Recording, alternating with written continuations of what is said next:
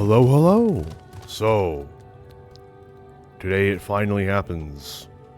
We're on the moon, and catastrophe notwithstanding, I'll be finally swapping to Paladin. I have decided when. I'll be doing it before the trial, and then I'll be going through the trial as Paladin.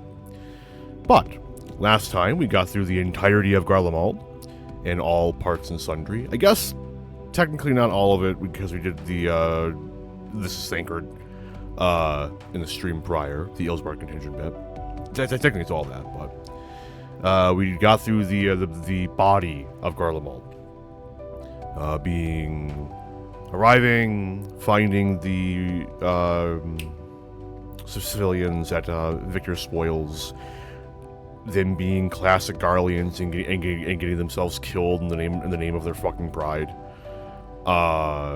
Then going back to camp, finding Julius stealing supplies, being captured by Quintus, air quotes, getting to see how the Warrior of Light is viewed by the Garleans, which I do think is very well done and very, very interesting. It makes total sense that these people would see you as a fucking monster, given all the things that you have done. The twins being rescued by Thancred, the failed ultimatum, Quintus, low-tier godding, no. Quintus dying. I'll move on. And then storming the Tower of Babel, and we did the whole in from the cold segment. I think I touched on a little bit how interesting that's been in the community, but I don't think I'll go into it too much. I can see how it bothers some people, but it's not really my place to speak for them, you know? And then finally, going to the moon to stop Xenos and Findaniel in their attempt to free Zodiark. And I ended right as we landed on the moon. So, with all of that caught back up, let's get right into it.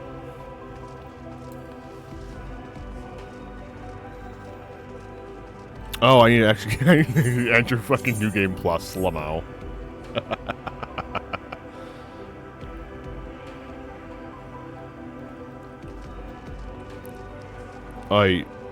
This time with feeling.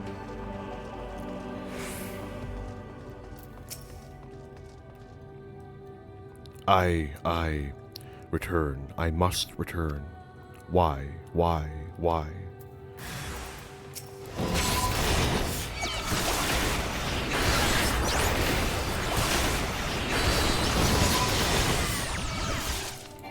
Oh, lovely, I've lost everything. I did not expect that to do us all silence me.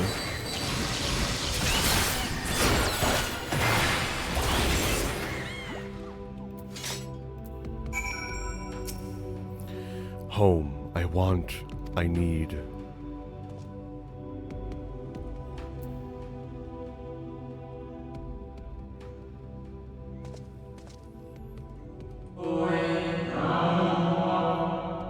Oh, no, it's another one. No!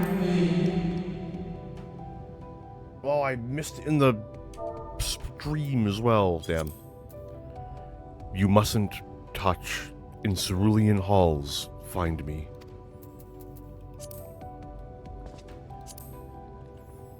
That's a, lesser thing I wouldn't mind getting in Dawn Trail. I would like the ability to add at least 2 or 3 more chat logs. I got that back, please, actually. Only being able to have 4 is really obnoxious. Look at all this real estate they could have.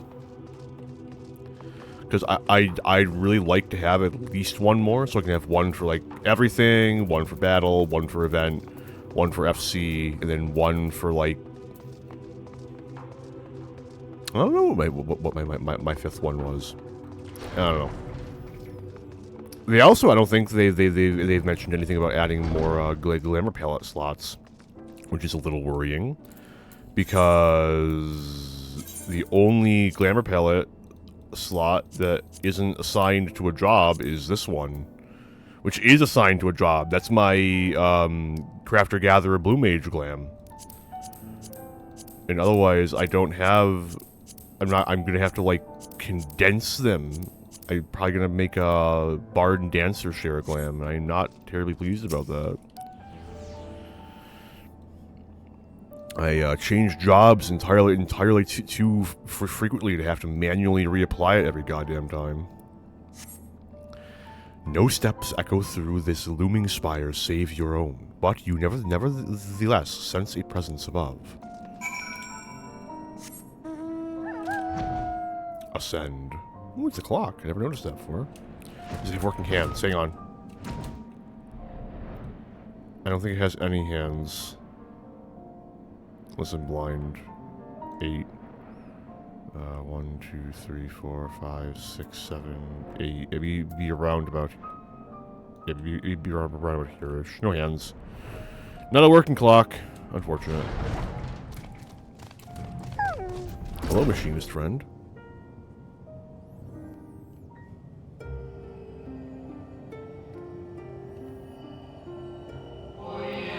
Apologies, I have been preoccupied for quite some time, and am out of practice at conversation. Ever since this moon was created by Hydaelyn, I have served as an integral part. I am the Watcher. Stop! I am responsible for the prisoner and the devices that hold him fast.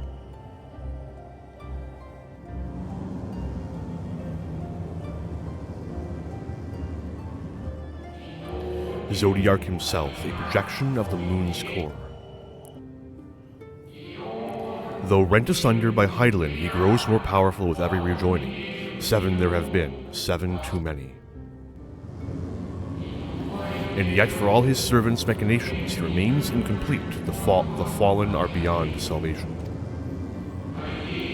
No attempt would be made to free Zodiark, not until he was whole once more. But someone has taken action, the shackles that hold him nearly shattered. 6 locks to his jowl, great and grand, goodness. Gargantuan swords driven deep, brands to bind Zodiark forevermore. 5 were destroyed by this would-be liberator. One of these I have restored. I strive to mend the remaining 4, but my efforts are being impeded.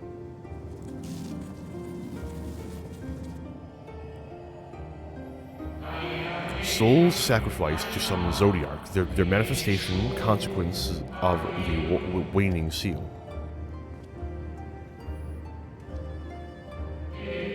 They labor in opposition to my work. They must be expelled for the preservation of all.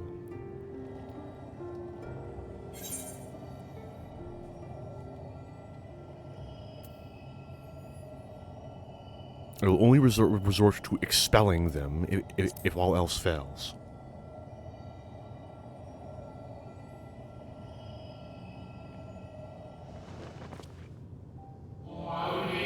Of that I have no doubt. You are her chosen.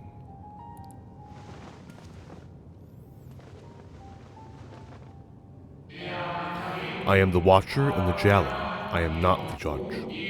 I know this. Hydaelyn commands the forces of stasis, and this moon is the product of such power.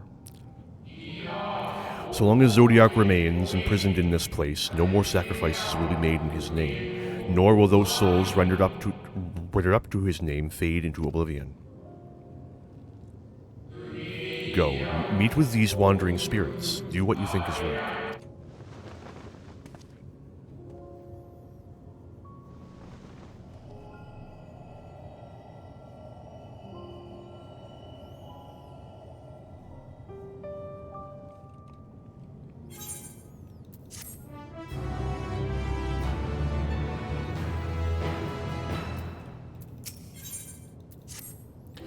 You must confront those lost souls, yes, but you need not expel them by might of arms. A feather touch, a firm word, simple methods may send them away, faint echoes as they are. Wear the strength of sentiment that drives them, however, emotions that do not fade even with the passage of centuries. And make haste, though yet distant, unwelcome guests draw closer. Of the 6 elemental brands, only those of Levin and Wind are intact. If the other brands are not reforged, Zodiark may yet be freed. Find the spirits of the sacrificed and do what must be done. Ow.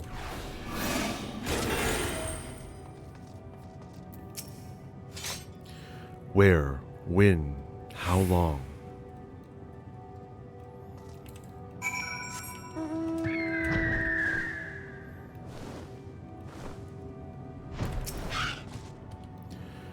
Was it truly so long ago?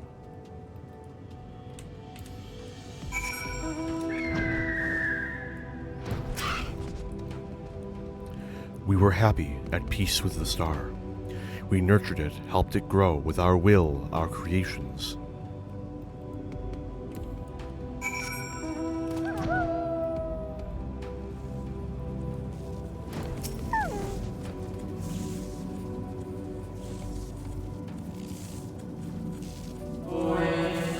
We were the star's beating heart, its life. Every soul a drop of blood flowing through its veins. To live, to learn, to create, to make better. The star flourished, as did we. Do you remember?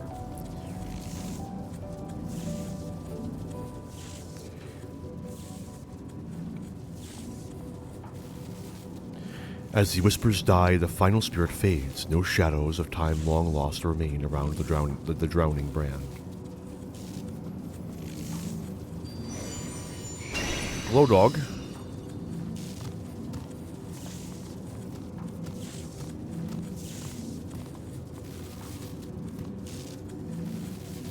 I know this is like a real breed of dog.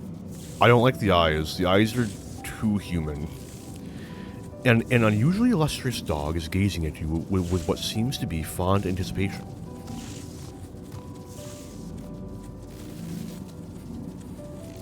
It appears to be waiting for you to follow it.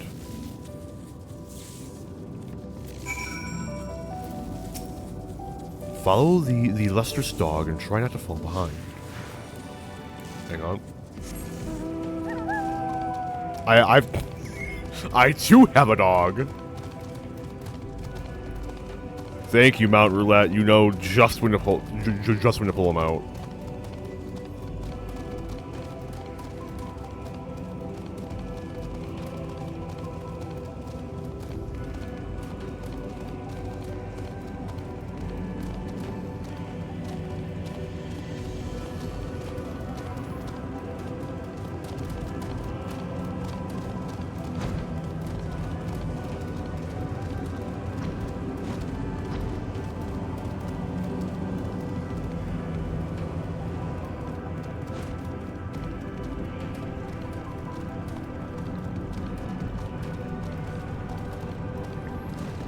It's even the one with the yellow effects.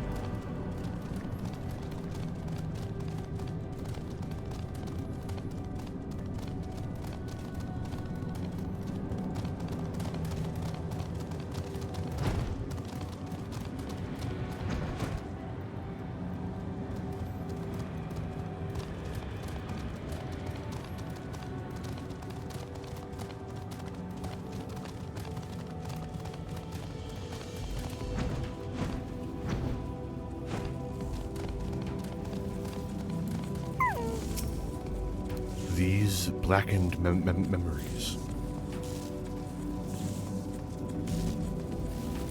The dog silently regards the spirit that lurks near the brand. We and the star were fulfilled, wanted for naught, mourned for naught. So why did it have to end?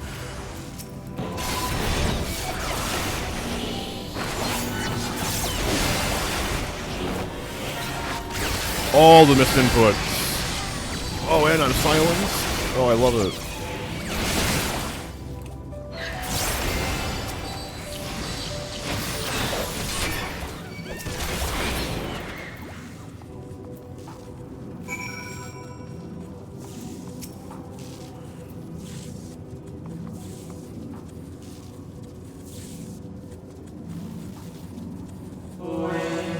The final days taught us to fear a death forced upon us. The injustice of duties and dreams left unfilled, the grief of unexpected partings, swift as darkness, cold as ash. Such tragedy, yet no catharsis, such truth, yet no consolation.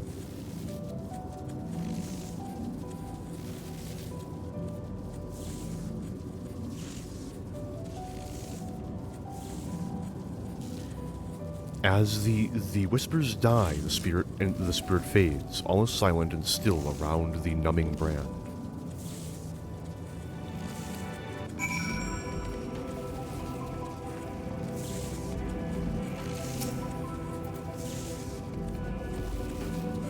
The lustrous dog is once again staring at you expectantly.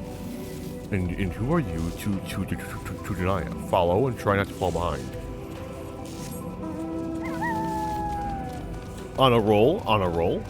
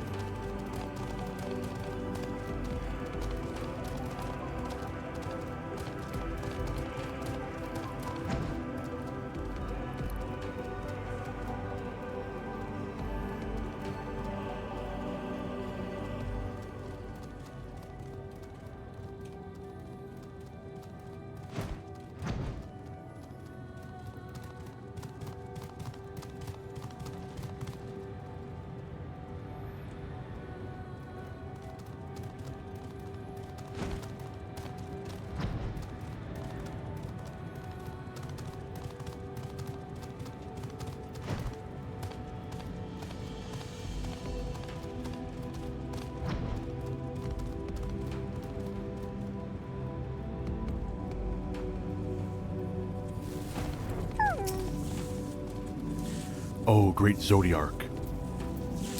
That was worth it.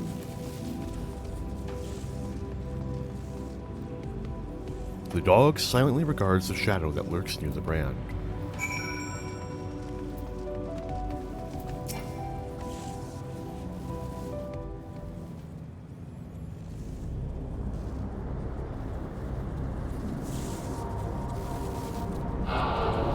Our perfection came crumbling down, such overwhelming despair.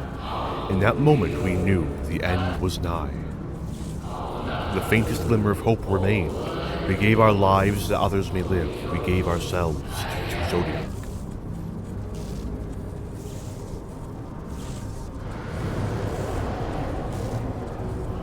Zodiac, our Lord and Savior.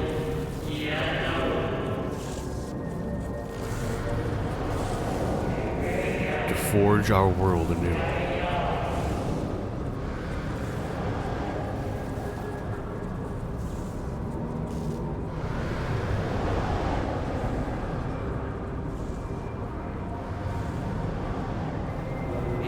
Live and love again.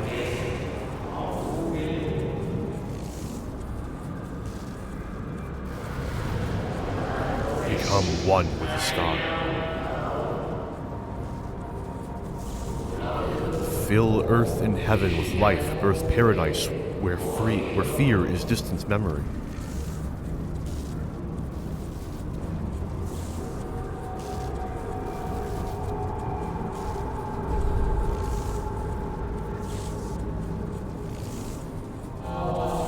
Pardon me, but would you be so kind as to step aside?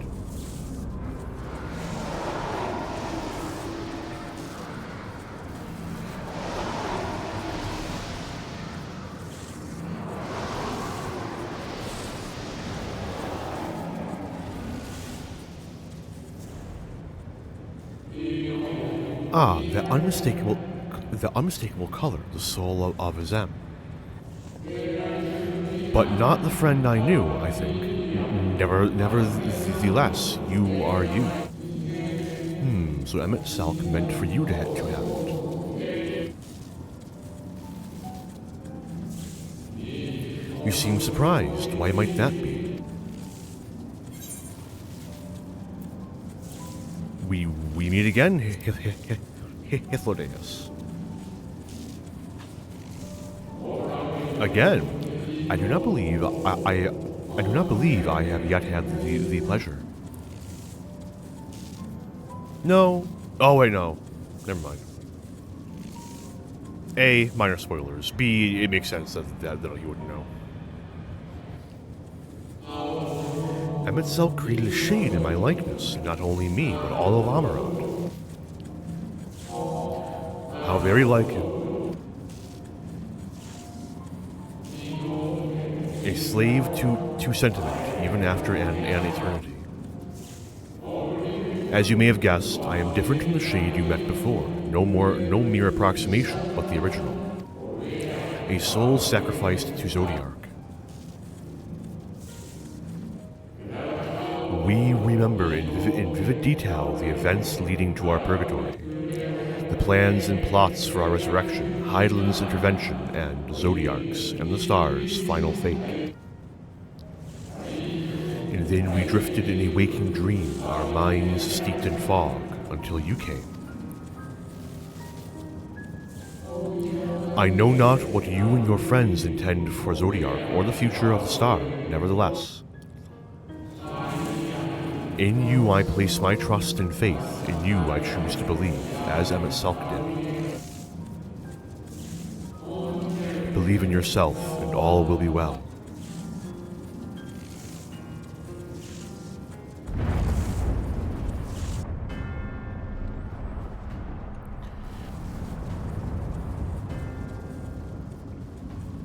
They're not good. More new arrivals, though. Ah, Fandaniel, that color I know. The other, and another I do not, an unfamiliar but fearsome being.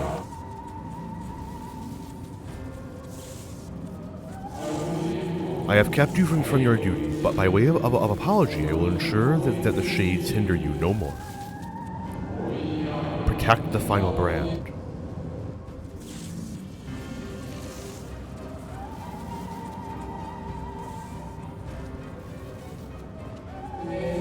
Fare you well, my new old friend.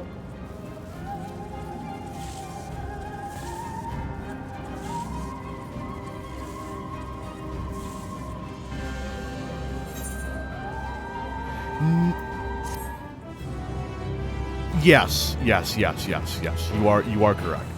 I did have to think about it for a second, but yes.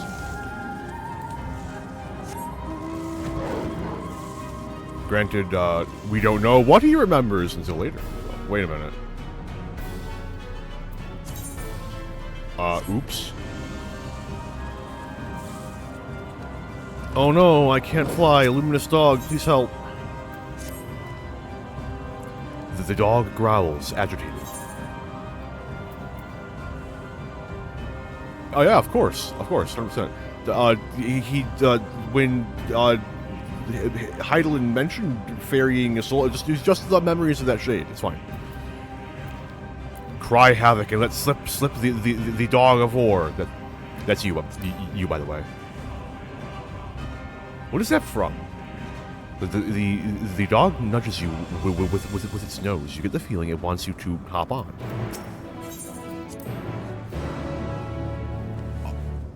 I feel like it has a out of game origin. And let's slip the dog of war. Oh, of course it's fucking Shakespeare. It's from Mark Antony and Caesar.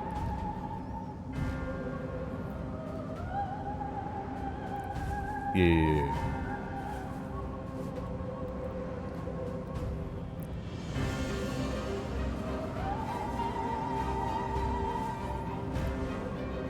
Thank you, Shakespeare, for indelibly marking all of culture for the remainder of human history. I genuinely appreciate it.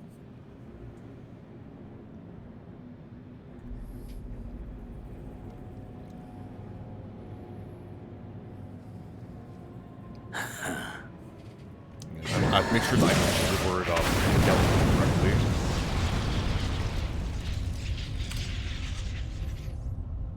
Yes, I am.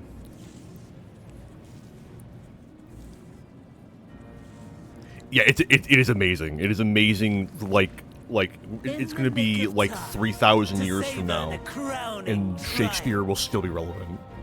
Genuine immortality. And free at last. Arise, Zodiac!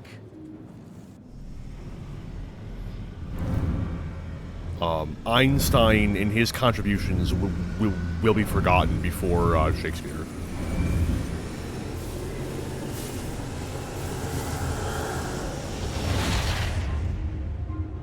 Well, that can't be good.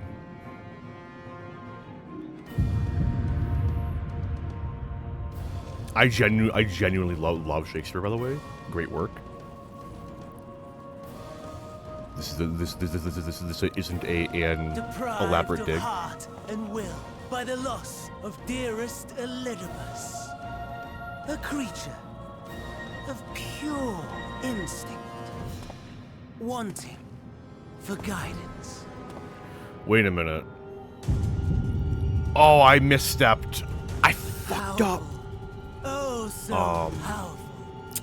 More so Oh well. with every passing moment. Mistakes were made, but it's fine. I forgot how this cutscene worked. I was gonna be Paladin by now, but incomplete state. Still the savior who delivered a world from certain doom. I don't feel like unplugging my Ethernet cable to reset it. Here we stand. You know my intent. Consume the god, then the world. Stoke your fury to a raging inferno, and dance among the ashes. Or perhaps you would face me here and now. A lesser but welcome amusement. Can we just time out for like 5 seconds? I gotta pull out a different dropstone. Yes. A taste to whet the appetite.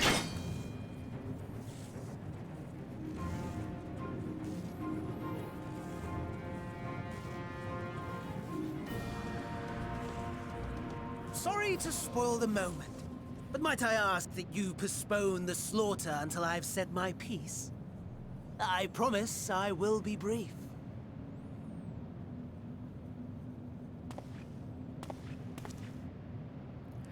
I did not realize that In a Pickle and Swagger were that old. Do you remember when I told you that I wanted to die and take everyone with me? There is hope for a bee's knees to make a comeback. I always thought that In a Pickle like originated from like the Depression or something.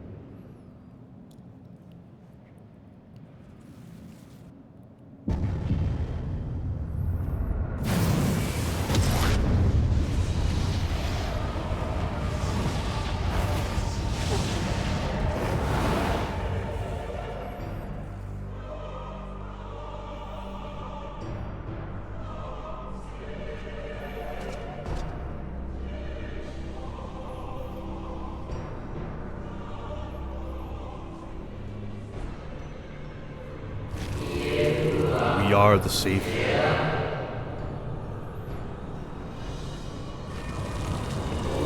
We are the Guardian, the Keeper of natural order.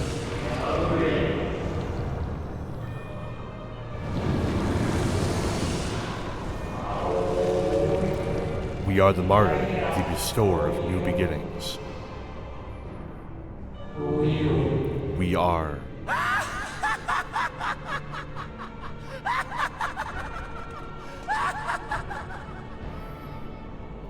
Such lofty aspirations! And what sweet irony that the world's saviors will become the agents of its destruction! It cannot end this way. We must return and be made whole. We are the will of the star, now and forever. For the greater good and for the sake of the world. Wrong, wrong, wrong, wrong, wrong! Lies and delusion! The dead have no power over me. You will be silent. Silent as the grave!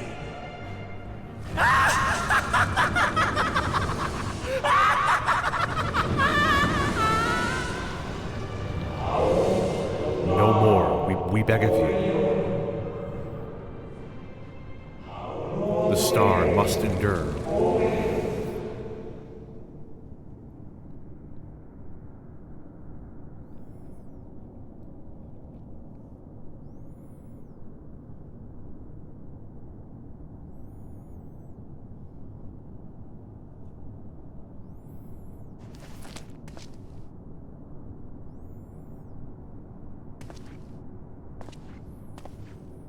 Believe and walk in faith. Let the light of your soul shine for all to see. Not quite the outcome you'd imagined, but a fitting one nonetheless. Don't you think so, Hades? It's always Aether. I think it's Fairy? I'm like 85% sure it's Fairy, but I always choose Aether, because if I'm jumping for better cues, I may as well go for the best option, you know.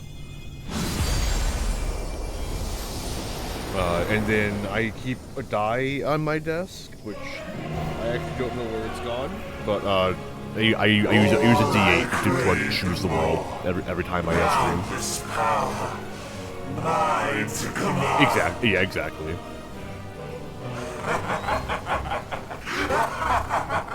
I'm so excited for Dawn Trail launch, because then Seraph will be usable for about 4 months before everyone just goes back to Aether. But a more tempting option presents itself. The greatest obstacle to my ambition. You will trouble me no longer. You know what? I'm really excited for when we get the ultimate for Endwalker, where it's Zodiark, only because I really hope we get to see what a fully unsundered Zodiark looked like, outside of that one Amano artwork.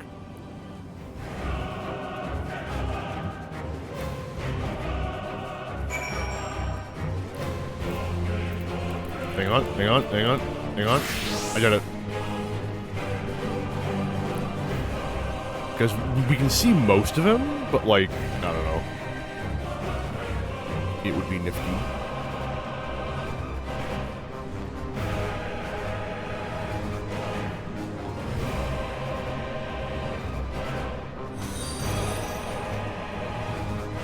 Hello, welcome in.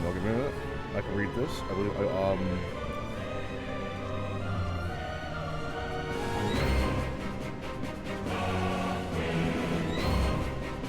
Instant TV, I think. Appreciate it. Welcome in. That was a thing, though? Where can I find this?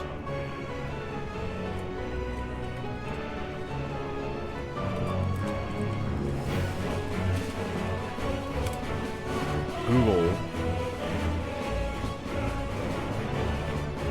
I'm just getting pictures of the statue. Statue lease. There's a Freerin. No, sorry, a Fern cosplay. That's kind of nifty. That's in-game though, so not helpful.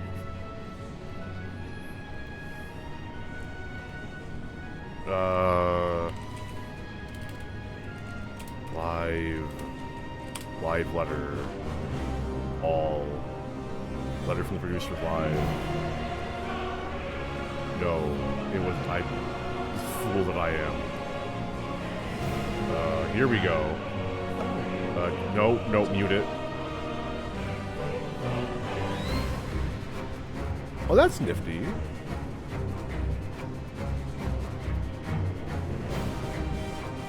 Cool.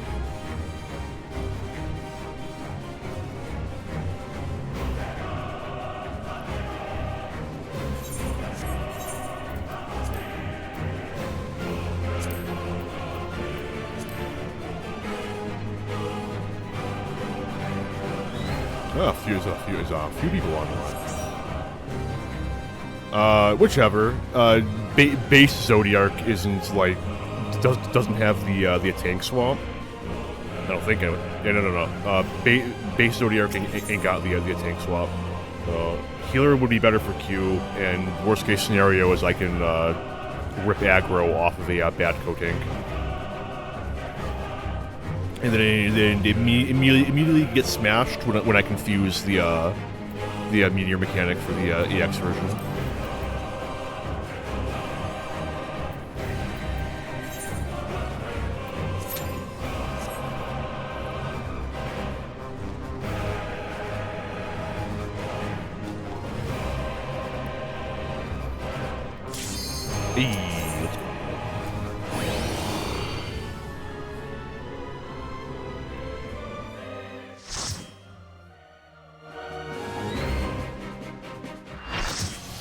So excited for my portrait to be broken because of the shenanigans I pulled.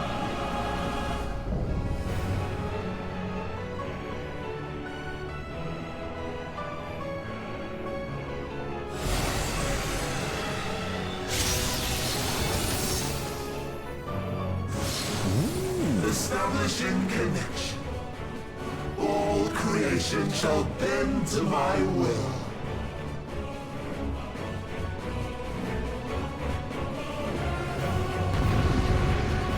Yeah, I haven't been playing enough. At least not current content. Hey, double paladin, love to see it. What are you looking like? You're in decent gear. You probably know you're. The end has come, and it will be beautiful.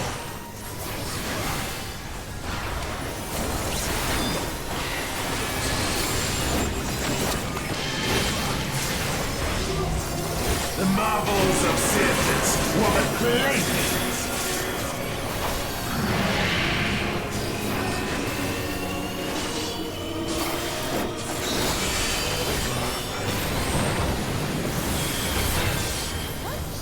Oh, I don't have continuation combo. Oops. Or the competitor combo.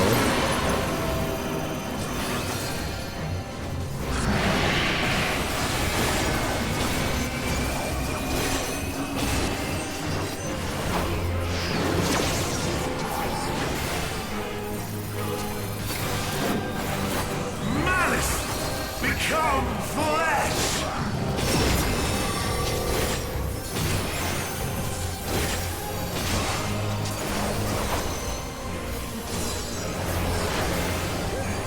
I drifted my combo.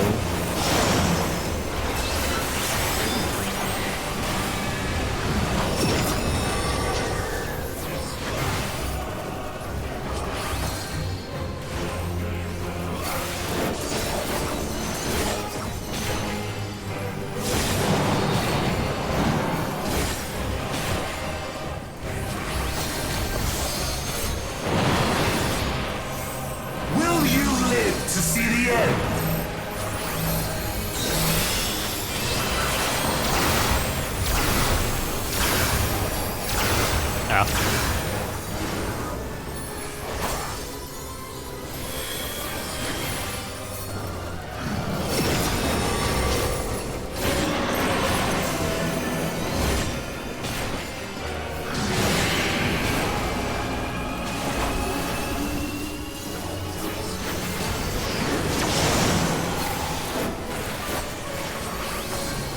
Soon my hold of a Zodiac shall be complete!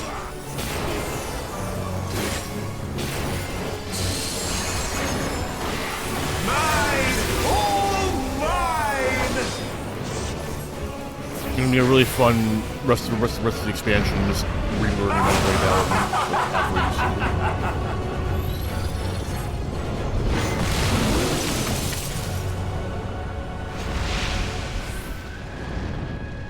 At last, I am become Zodiac!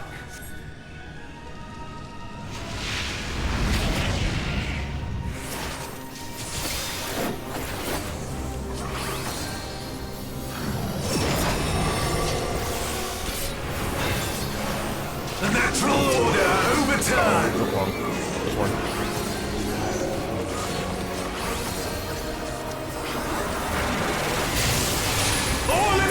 existence, bent to my will! Rip Samurai.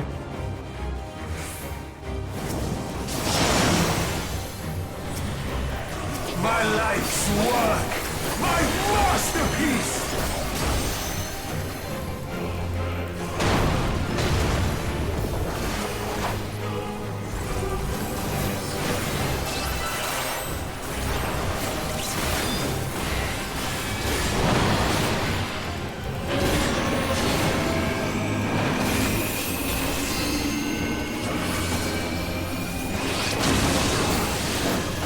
Not even using intervention for damage. How I've waited for this day!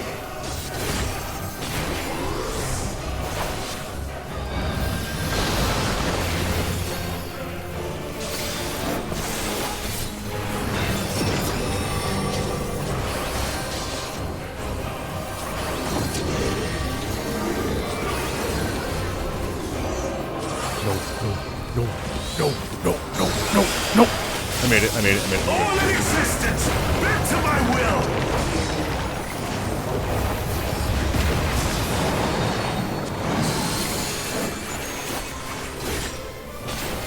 The great cataclysm, faithfully recreated! From broken skies fall tears of flame! My damage! Top corner. All shall burn! Gonna pace. I love pacing.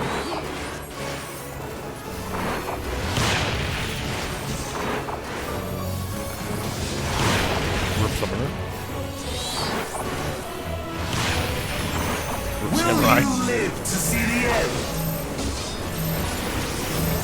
No, I was wrong button. I'm very sorry, Opting. Main tank. I'm not tank. Hang on, I can fix this. It's fine. I fixed it. We're good. We're good. I wanted the ball work.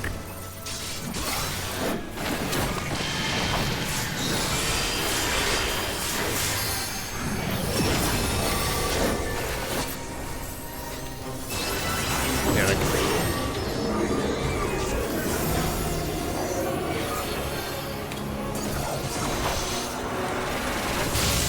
All in existence, bent to my will!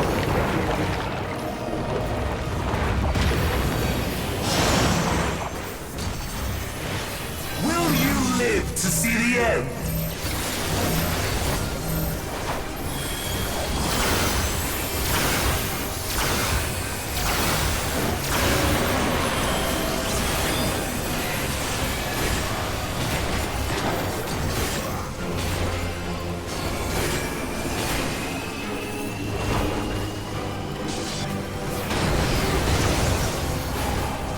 I have no need for restraint.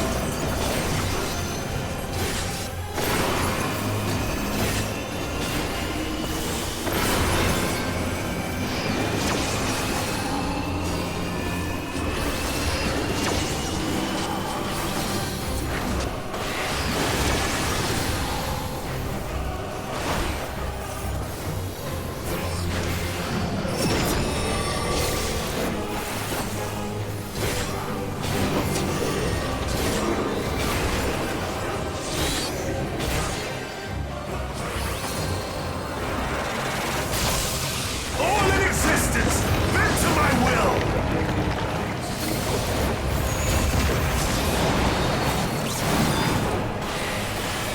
Will you live to see the end?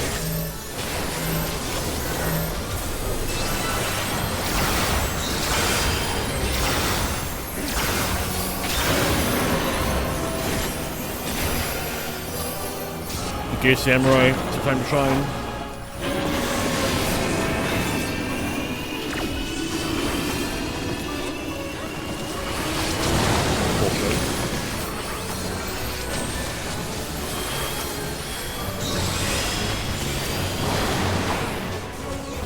Worth it.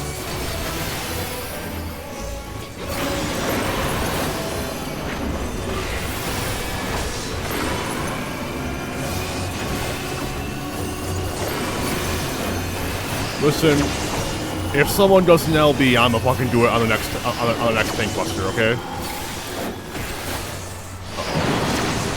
Assuming that I lived that long. I did it again, didn't I?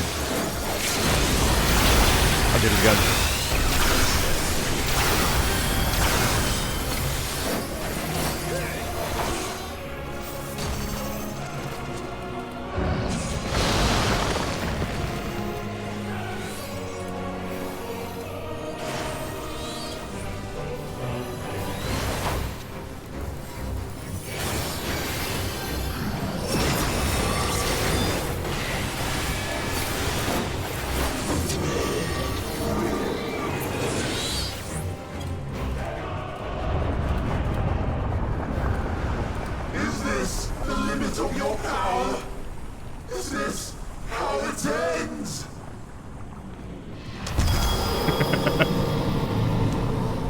Samurai had it in their hands, man. They could have used it at any time.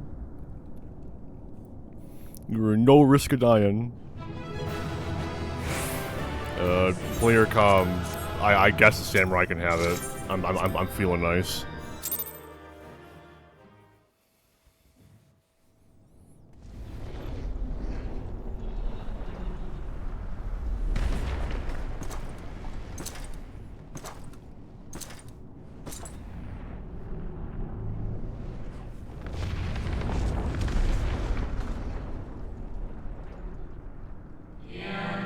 Well done.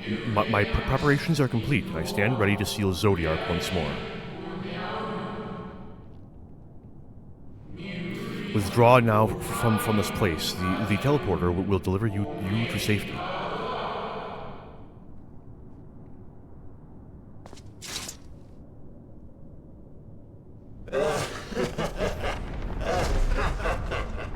Incomplete and insufficient.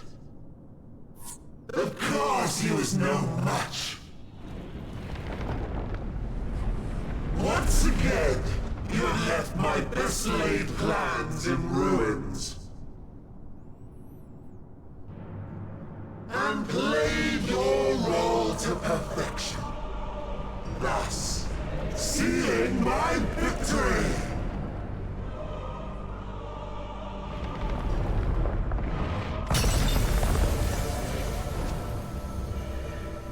From the first, Good luck. all I wanted May you not need to totem anything. to kill Zodiac. 'Twas but one of many methods to achieve the desired effect.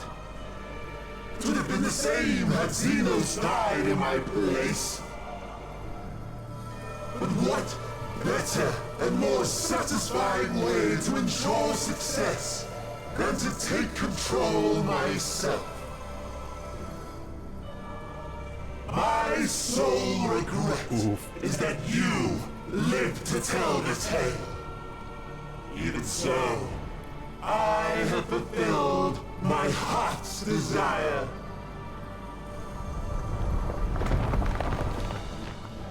Let your murder mark the beginning of the end.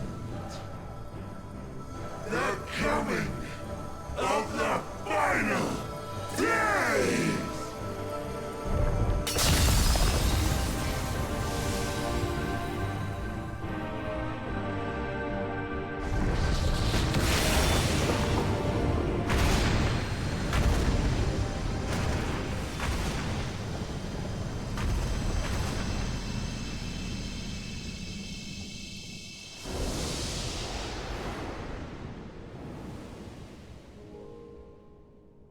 How quickly strength fades, and blood cools.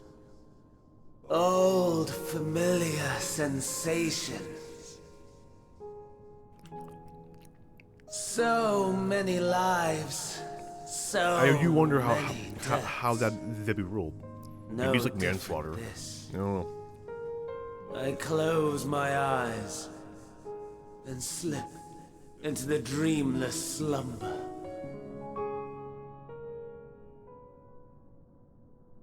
A tired song and dance, routine, Always I wake. But not this time. Nothing left unsaid. Nothing left undone. Inherit my hell. I intone with glee.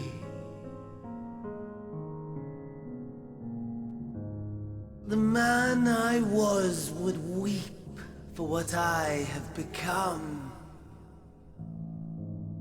The all-consuming contempt.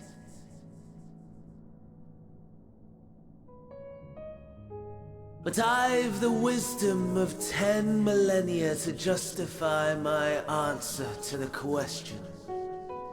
No value in their existence. Not a whit. For all that I looked. None that I did see.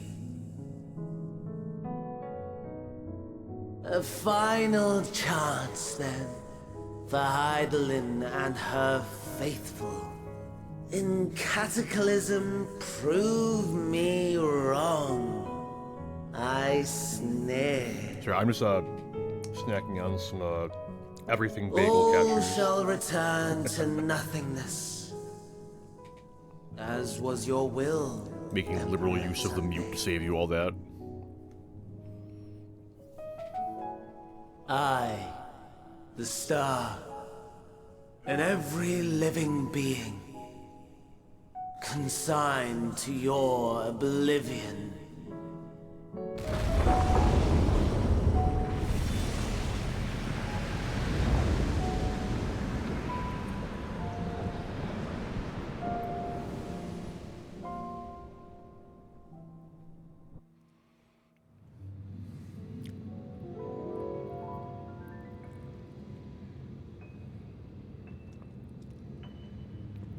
I'm sure it's fine, right?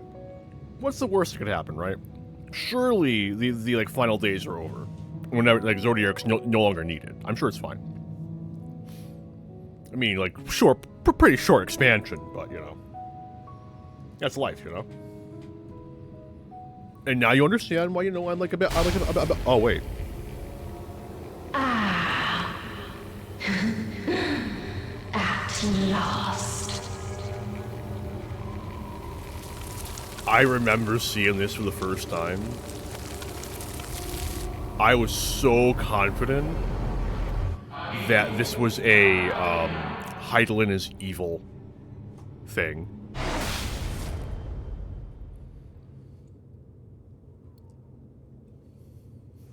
Oh look, it's where we're going next expansion.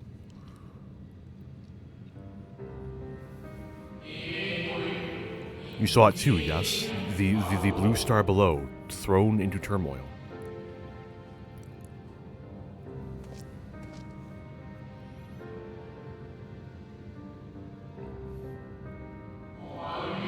Then it was no illusion, all was truth.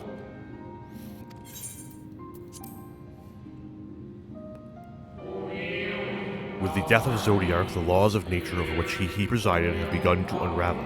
The final days are upon us. What you witnessed was an omen granted by the Echo, a vision of the horrors to come.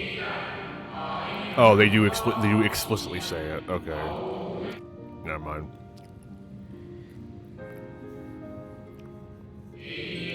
Time grows short.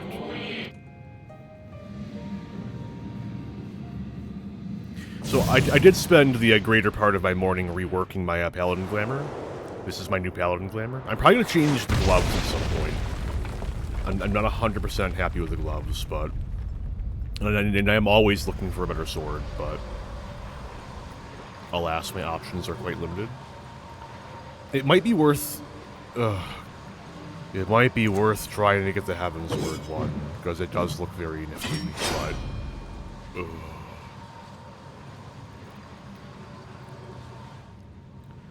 The idea of doing Heavensward fates and content fills me with dread.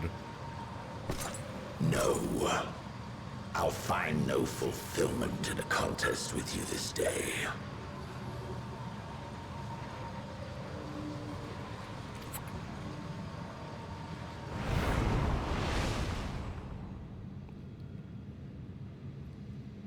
Slavering beasts gather at your gates, ravenous and eager.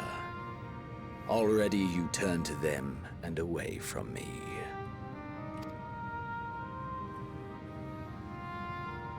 I must go forth once more in search of power far beyond the might of Shinryu. Power to make your heart run over with rage. For the Eldest of Primals was a betrayal of promise. A pathetic creature incapable of inspiring true despair. That's what I crave. Pure, unadulterated despair.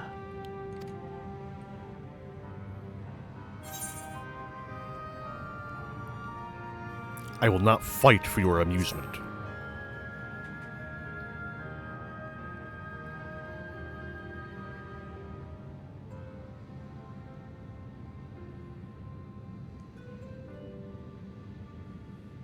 We shall see.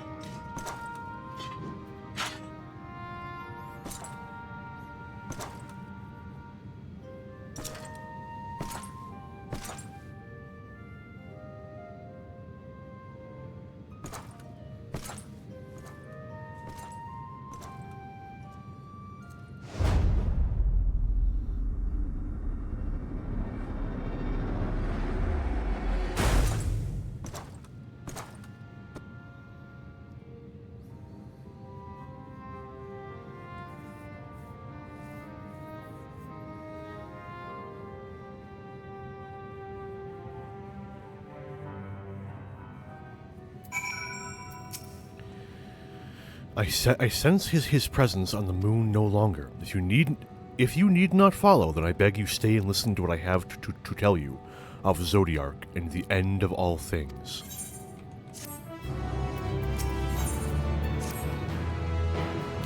Before we speak at length, I believe a change of surrounds is in order.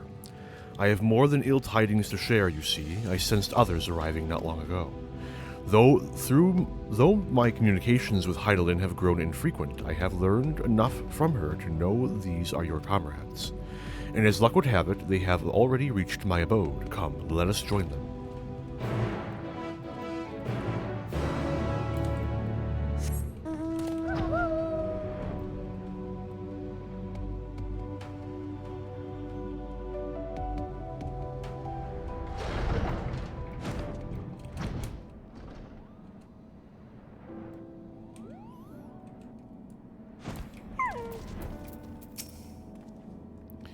Dare I ask what happened before we arrived? You know, it's fine. Don't worry about it. Maybe we presume this being is a native of the moon.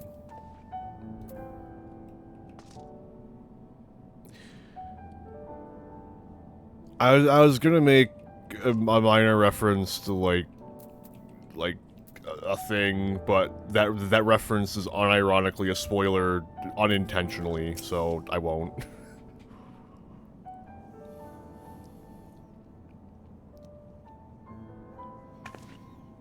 Thank goodness you are unharmed. We did what we could to subdue the Tempered before making our way here. Not without casualties, unfortunately. Some few detonated explosives, killing themselves and others. The contingent's healers had their hands full tending to the injured and enthralled when we took our leave. Lest you wonder, Mistress Kryl hath also been delivered unto their care. Serving as a conduit for Heidelin's power hath taken its toll, but she will recover in due course. As for Elfino and Alize, they insisted on remaining in Garlemald while we three rushed to your aid. It appears, however, that matters here have already come to a conclusion.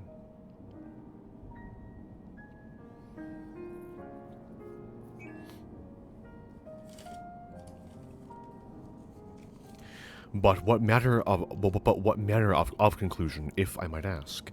And is this the ally whom Heidelin bade you seek out? He is not unlike the shades of Amarok. Not unlike perhaps, but not the same. I was created by Heidelin together with this place. It has ever been my duty to keep vigil over Zodiark, or rather, it was my duty.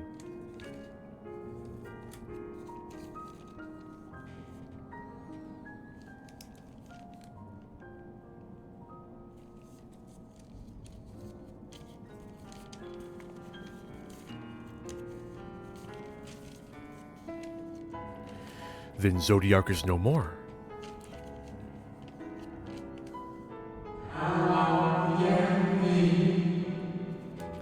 And not without consequence, I am afraid, for now the delicate weave of the star, perhaps preserved by his presence, will begin to unravel. If you mean to avert the final days, you shall have need of... Are you alright?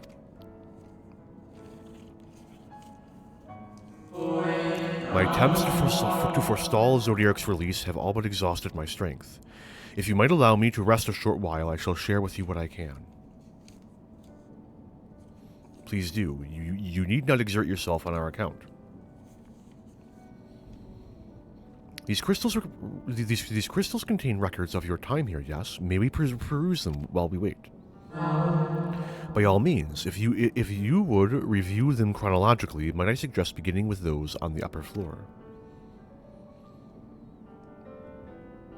I shall leave that to you, Arntel, while I see what can be gleaned from the crystals on these lower levels.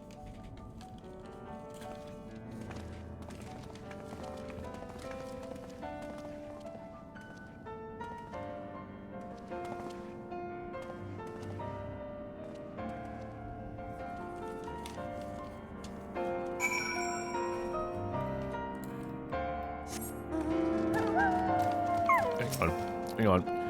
A moment longer, friend.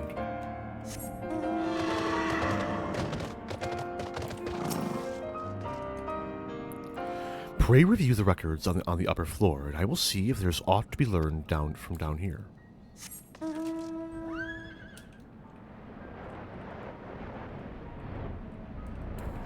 Where's Oriange? What do you mean I can't see the target? Zodiark defeated. While he may have been in an incomplete state, that's nevertheless an impressive feat. But even if you hadn't, his demise was inevitable. Then Daniel would have seen to it one way or another. That said, he probably would have wielded Zodiark's power to wreak untold destruction before taking his own life, making this the better of two unfavorable outcomes. Please excuse the dog. No, seriously, where is Oriange? Oh, I walked right past him. Poor guy. Dost thou suppose our host hath maintained his solitary vigil since the very beginning, without rest or relief? If so, these records comprise the sum total of his existence. We must needs handle them with care.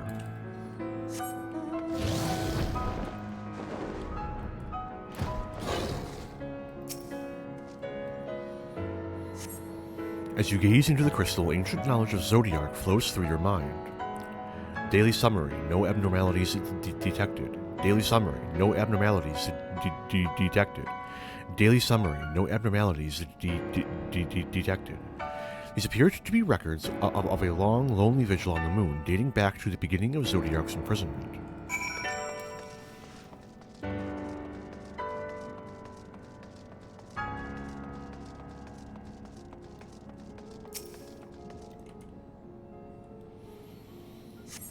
As you gaze into the crystal, knowledge of past calamities flows through your mind.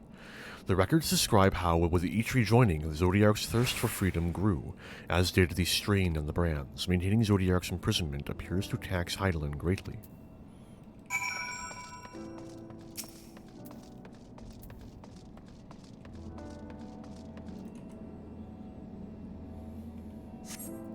As you gaze into the crystal, knowledge of past rejoinings flows through your mind.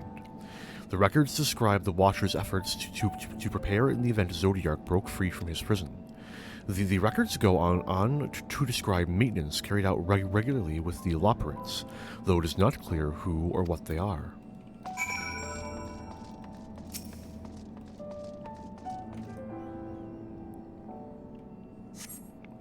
As you gaze into the crystal, a record of an unexpected visitor flows through your mind. The records note the Watcher's musings when Elidibus spotted on the moon, though clearly not for the first time. It is clear he and his brethren have a keen interest in freeing Zodiark from his prison, and yet they have made no attempt to destroy the brands. Perhaps they prefer he remain hidden from mortal eyes until the final rejoining. Perhaps they realize we would never dare bring harm to Zodiark so long as he remains in prison.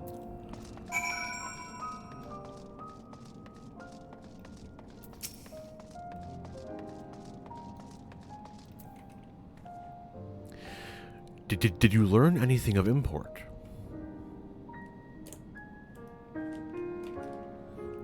So it is as we suspected. Maintaining the brands requires a great deal of her energy and focus, and this cost has grown higher with every rejoining. That would explain why contact with her has become rather infrequent since the 7th Umbral Calamity. I too made a rather startling discovery. The heavenly body we know as the Moon was in fact created by Hydaelyn. When the Watcher said he was created together with this place, I thought he only meant this facility. Truly, Hydaelyn's powers are far beyond anything I could have imagined.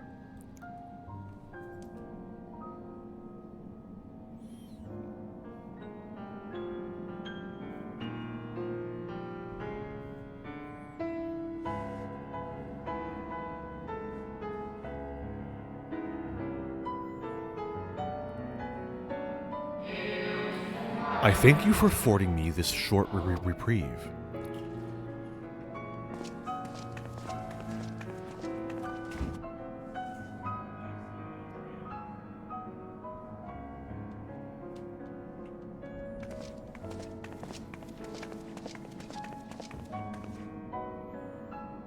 It is we who should thank you. The records stored here are nothing short of extraordinary. There is much we could learn of Zodiark and his imprisonment, but perhaps you could offer us more focused guidance. Pray, tell us of the calamity that came before and comes now again.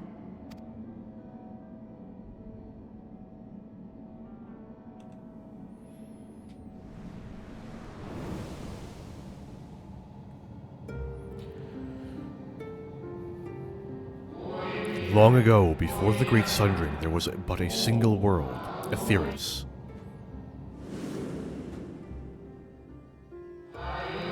One day, from within the earth, a terrible cry issued forth, affecting a profound change in all manner of life. We were not exempt. Our creation magics ran rampant, giving a shape and form to thoughts of hopelessness and despair.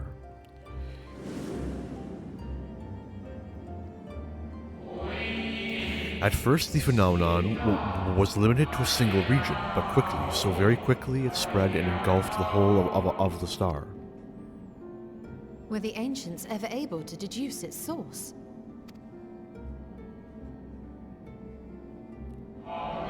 They were not. However, the convocation struck upon a method to predict where next the corruption would manifest.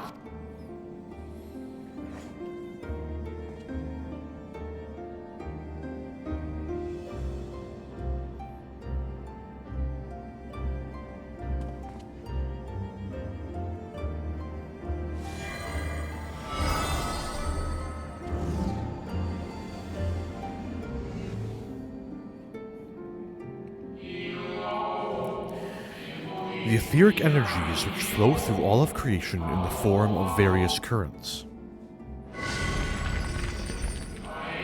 The currents which course through the land and seas. Those which flow through the very air. And those of a celestial nature which encompass both our star and this moon. Celestial currents. I cannot say I am familiar with the concept. Nor would I expect you to be. Few scholars of our time knew of their existence. Their invaluable knowledge helped us to better understand the nature of the calamity.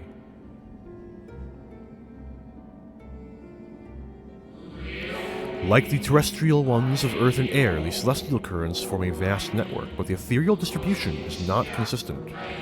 The convocation soon realized that the inciting incidents occurred in regions where the flow was weakest. correlation without clear cause, ultimately. Nevertheless, on closer study, a stagnancy of aether was observed in nearby currents. And so they sought a means to harness the forces of darkness, of activity and growth. Thus was Zodiac conceived. No less a power than a god's could set right the laws of nature and quicken the flow of ether within the star.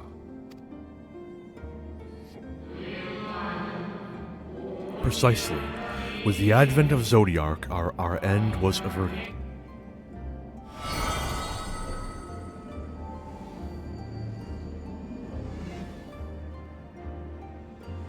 Emmett Selk claimed that those who summoned Hydaelyn did so because they saw Zodiac's power as a threat. Is that true?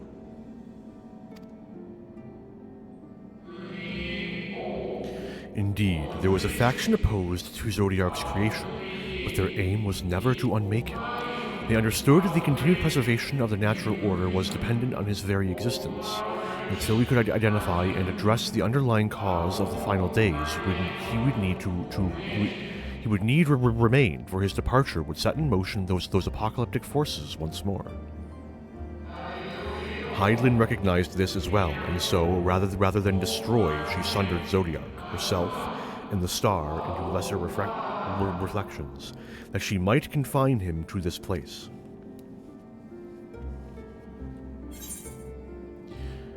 I could have sworn she beseeched me to banish the darkness.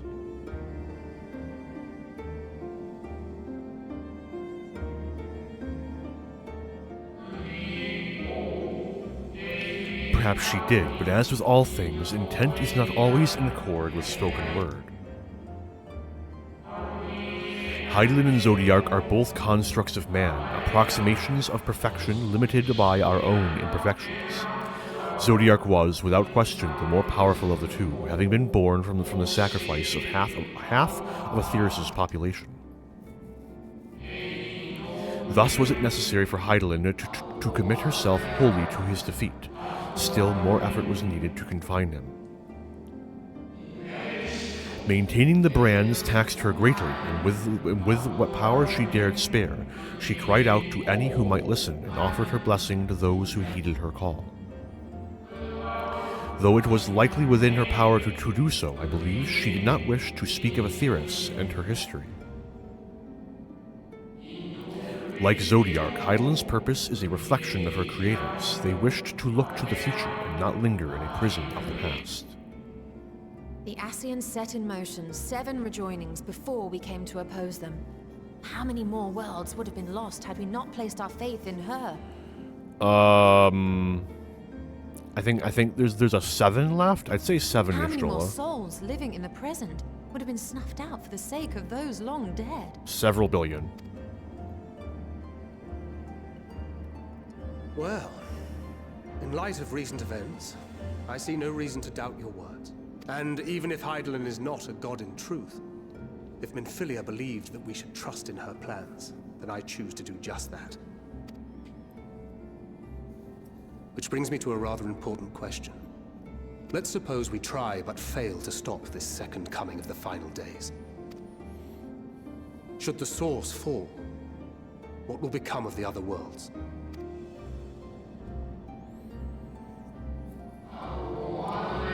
The nomenclature is more fitting than you know.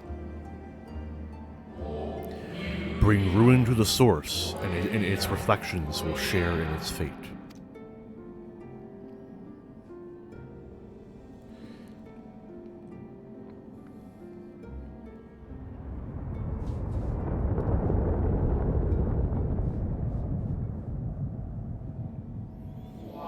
Ah, it is ready. This way, if you would be so kind.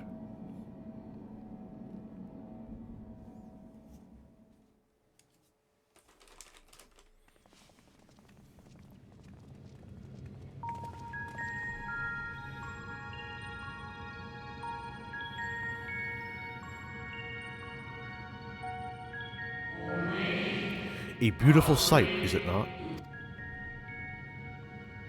Yes, but what is it? Hydaelyn knew better than any that her power was not absolute. Indeed, she has ever struggled to hold Zodiark and his faithful at bay. She feared the worst, and so made preparations in the event of his demise. There would be a contingency. This moon is more than a prison. It is a vessel capable of bearing the people of Aetheris to safe harbor.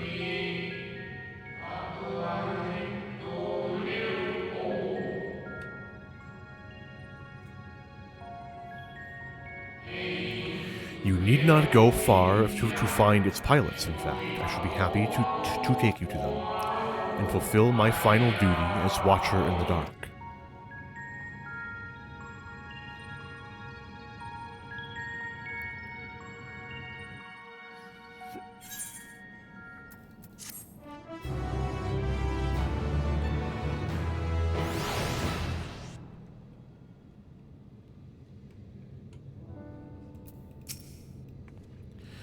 It may be true, but others will struggle to believe it. I can scarcely believe it myself.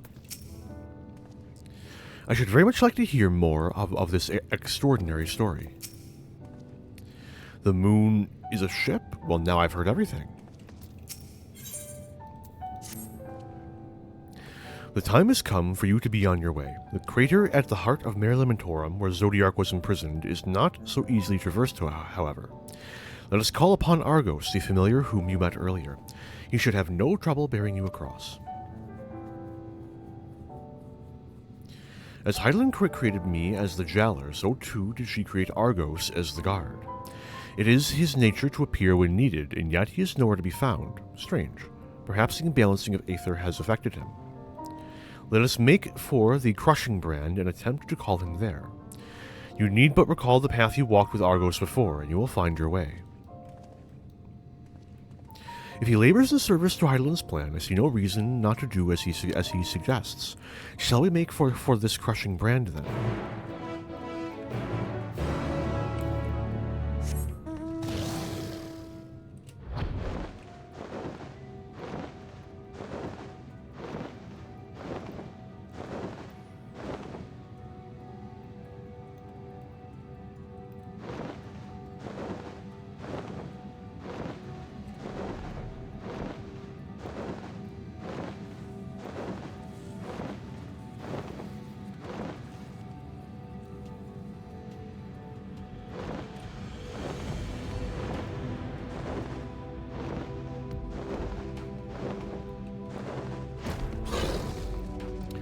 I mean, there's 4 of us, guys. We can all just, like, hop in the regalia, man. We can just go there, you know? This thing is, cerulean powered. With a little preparation, it might be possible to traverse the gap on foot. Then again, it would be a long way down if one should slip. Perhaps another time. So close and yet so far. Does not the harsh terrain remind you of somewhere we've been before? The Dravanian Forelands, aye. A place that rejects the intrusion of outsiders, where solitude reigns supreme. At the very least, it sounds suitable for Zodiark's prison. Naught could prepare me for the boundless beauty of Aetheris, shining, shimmering amidst a sea of stars. A blue sapphire, but one of countless other jewels brimming with life, no doubt. The place we seek is just ahead at the Chlorophosgrat.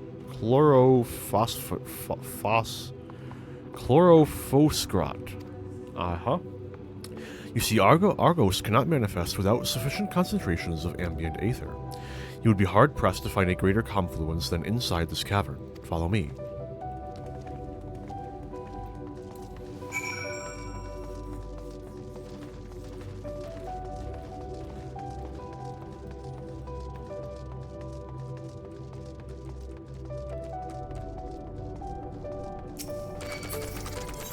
Uh-oh.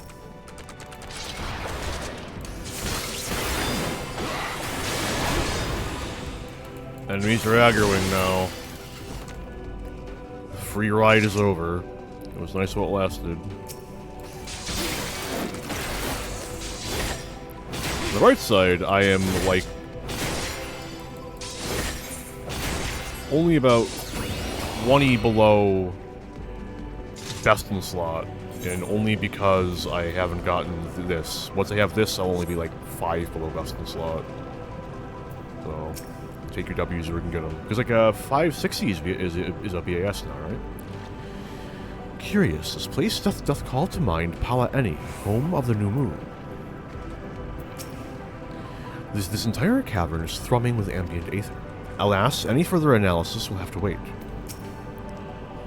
The guard of Zodiark's prison, blood-red eyes, slavering maw, and built like a behemoth, I'd imagine. Let's hope he's friendly. Yes, here will do nicely.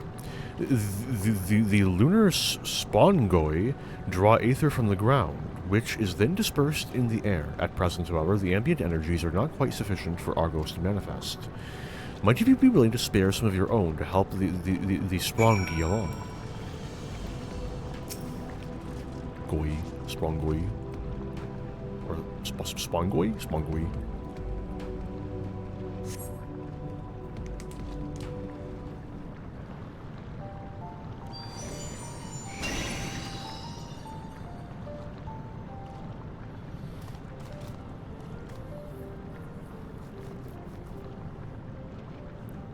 Argos manifests in a flash. He seems glad to see you again.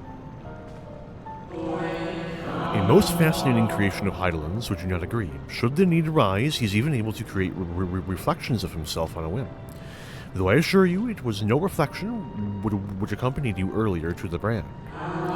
No, Argos was quite eager to be at your side then, as he is now, it seems. I cannot recall when last he showed so much affinity for anyone. Indeed, I thought him more likely to shy away from you and your companions. Perhaps it was more than a sense of duty that compelled him to aid you before.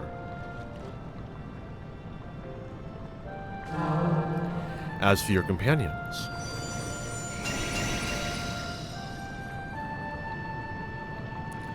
unexpected, but greatly appreciated. I believe we are all ready. Then let us return outside, that you may cross the chasm.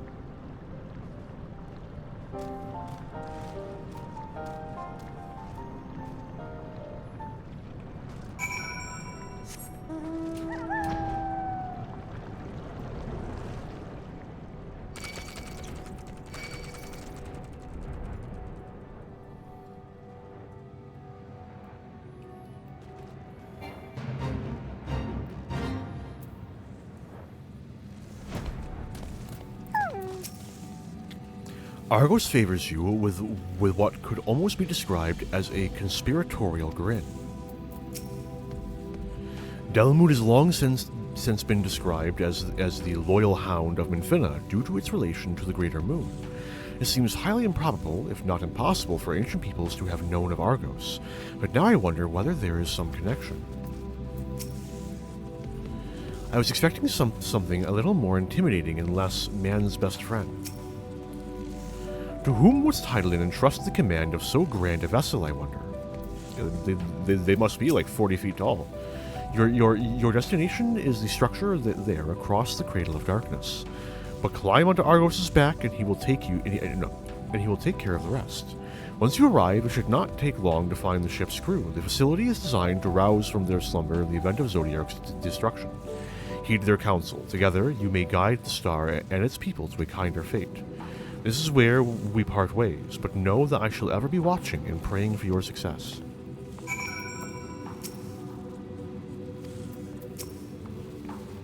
Our allies' assurances notwithstanding, we cannot be certain what awaits us on the other side, so perhaps it would be best if we all did not go at once. I propose the two of us cross first, while Thancred and Urianger wait here. Onward. A malefic ether yet permeates the crater, remnants of Zodiark, most like.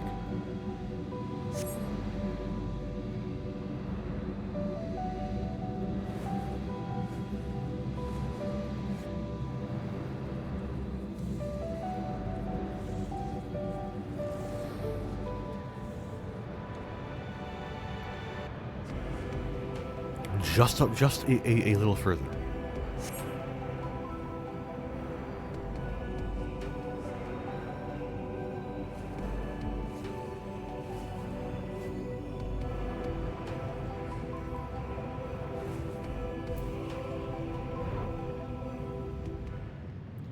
Oh. Oh, you're one of these. That's rough. Oh well. Be gone.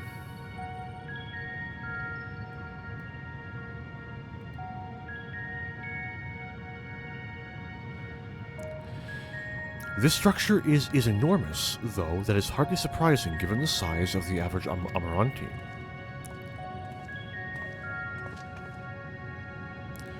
Apologies for the wait.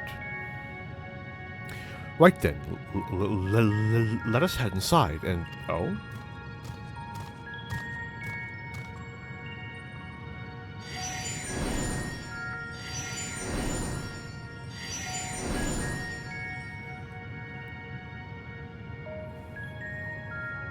Most intriguing, a means by which he can serve energy, mayhap. Well, I certainly wouldn't want him to blink out of existence on our account, helpful as he's been. Thank you, Argos. We'll take things from here. If Argos is to remain without, let us not keep him waiting over long.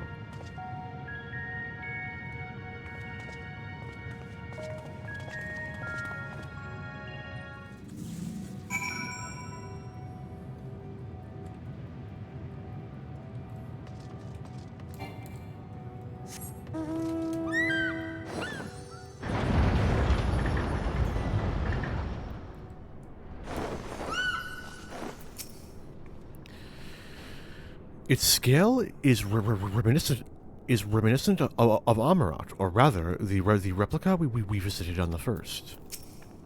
Truly a marvel beyond description.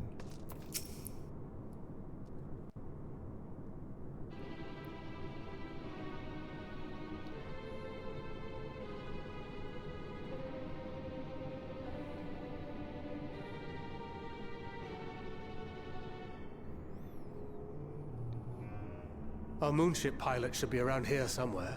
Is that right?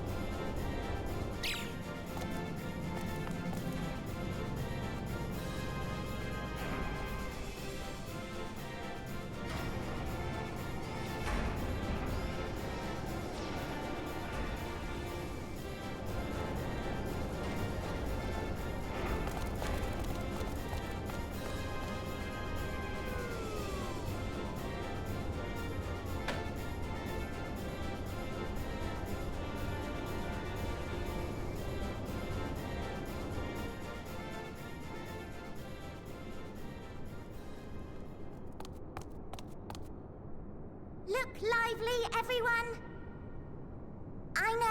I know, this 1243rd inspection is a mite ahead of schedule, but it is of the utmost importance, for Zodiac, alas, is no more. As of now, our mighty moon has a new purpose, to bear the people of Etheris to safety! Our time has come, my friends!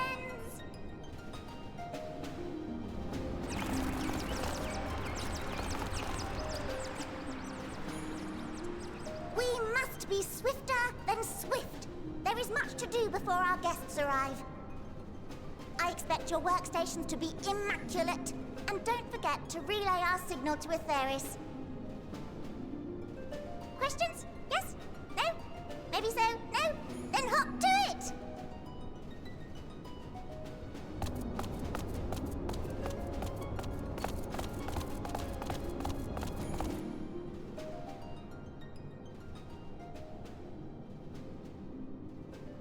"'Tis a rather curious crew she hath chosen. Their endearing forms intended to ease the passengers' hearts, perhaps." Perhaps.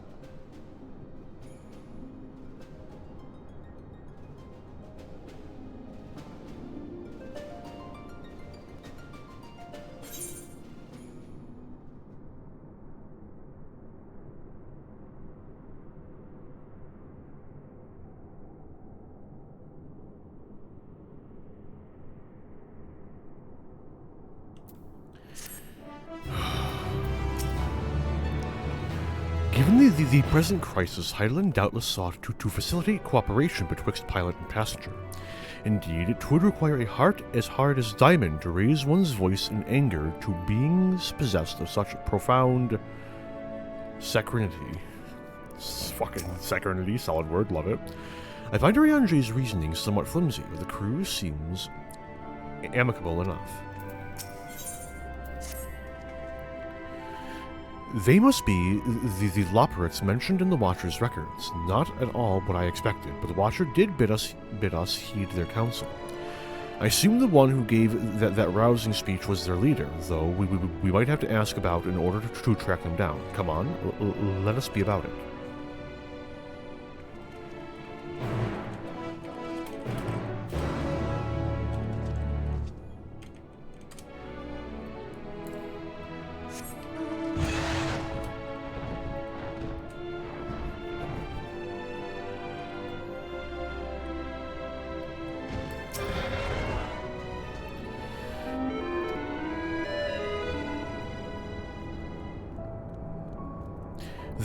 The leader of the crew, not me, I'm afraid. I'm afraid. Singing Way's the name. I'm in charge of the construction and maintenance of the atmospheric circulation system. Only the chirpiest, cleanest air, or crispest, cleanest air for the people of Aetheris, and that's a promise.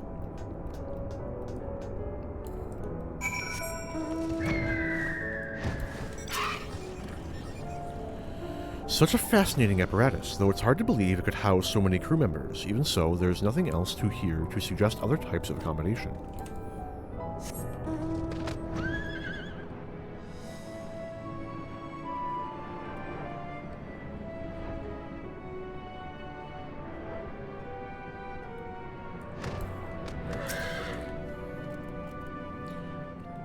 Leader? No. Sleeping Way. My job is... perhaps I'd better ask.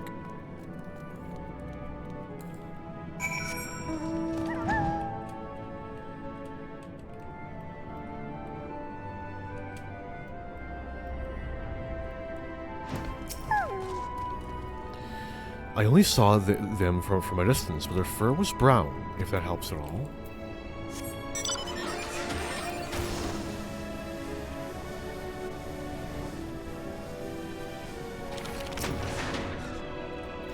We're all going to die someday. So what if it happens a little sooner? God damn.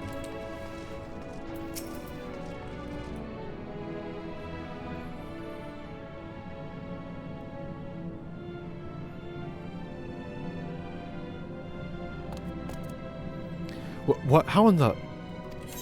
Oh, you son of a bitch. When did you get here? Who let you in? Why wasn't I told? Take me to your leader.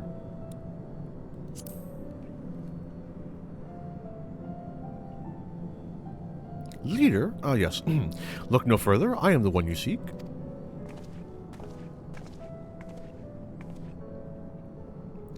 Well, looks like you beat us here. Your friends, I take it. Is this all of them?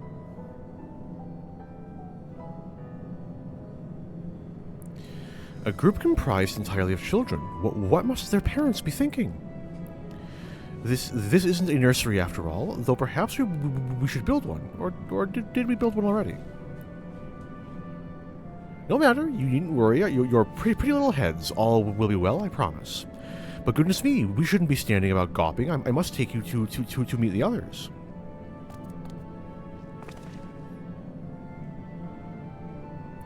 If you could run along back towards the entrance. You'll find a path that leads to the central platform on the upper floor. There's no wrong way to reach it, but it's the large glowing ball at the center. If you should find yourselves lost, I shall gather the others and meet you there. Well then, back to the upper floor it is.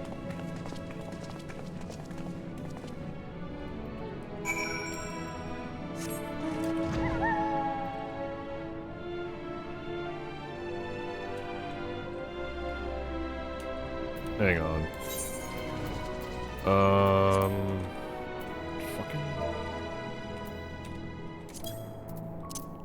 There we go. For the time being, at least.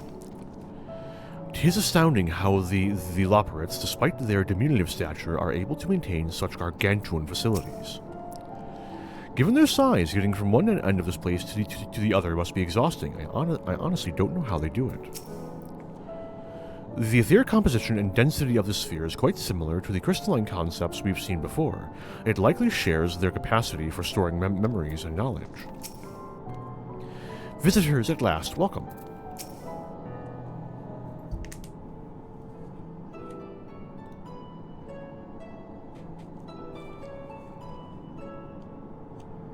Right, of course.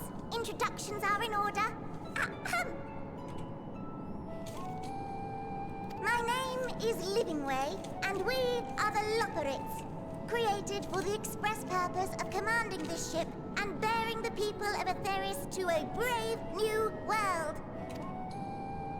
More specifically, I am the one whom she charged with the execution of her most vital plans. You might say I'm her right paw. Livingway's the name. Map reader and navigator of the heavens.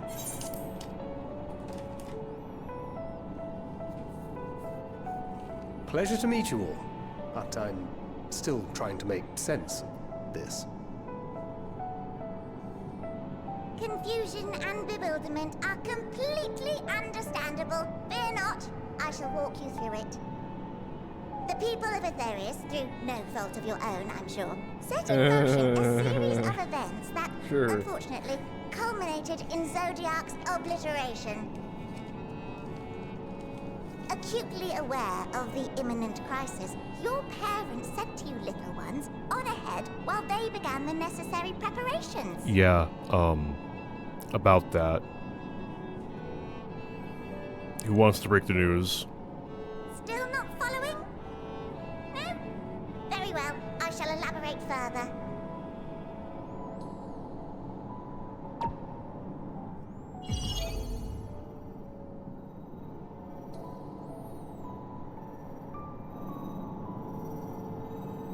Here, we have Etheris, your home, and the moon, where we are now. Without Zodiac around to keep things lively, so to speak, the celestial currents of the star have doubtless begun to degrade.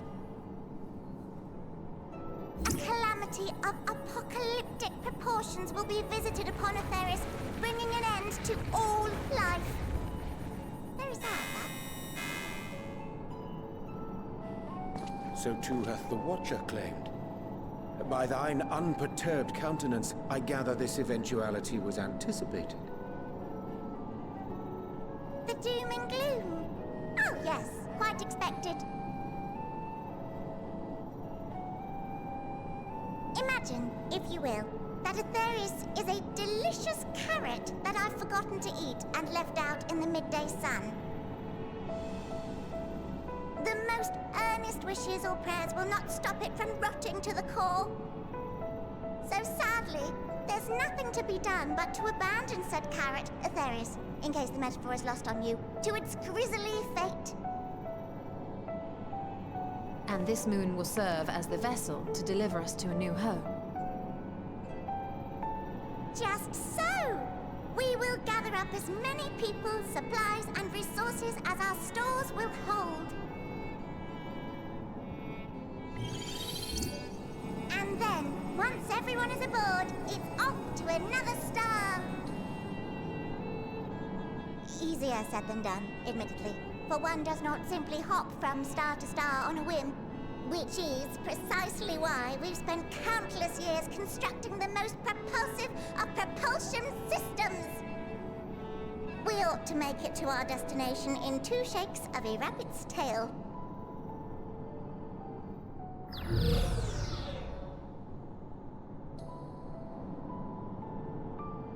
Impressive technology.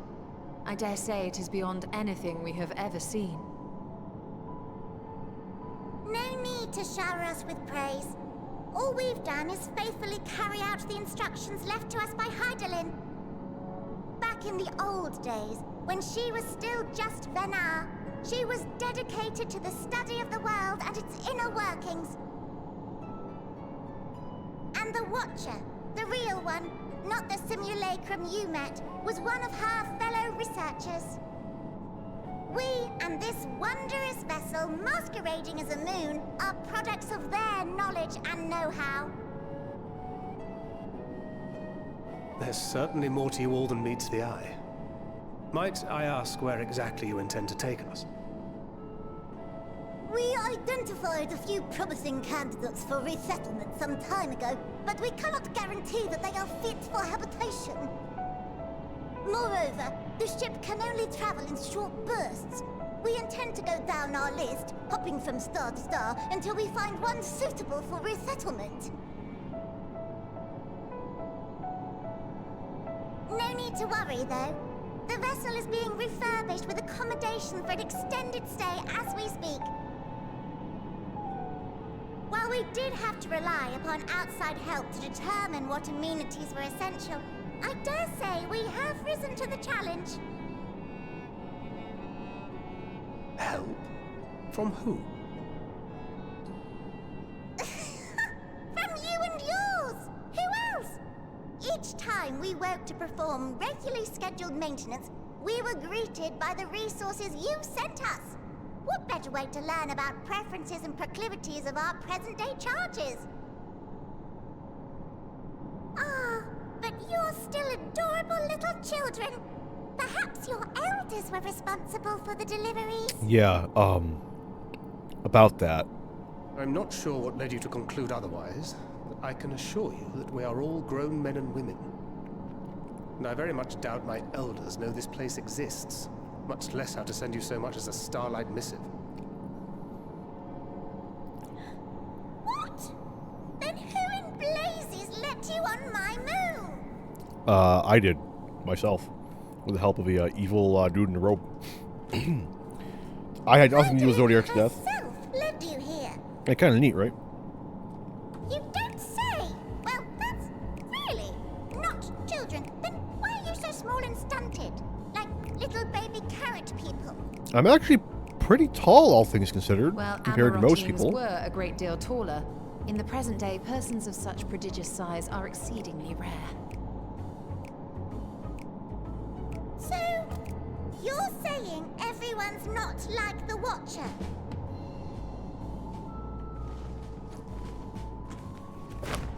Oh, confound it all! Someone could have at least scribbled a note about your profound miniaturization. That tome in thy possession. Oh, this? One of the first books sent to us. A compendium of the people of Atheris, with a few blank pages at the back for minor corrections and updates as needed. The sum total of our knowledge of your kind is contained in these pages. I thought it was abridged and made small for our benefit, but this isn't a regular-sized book, is it?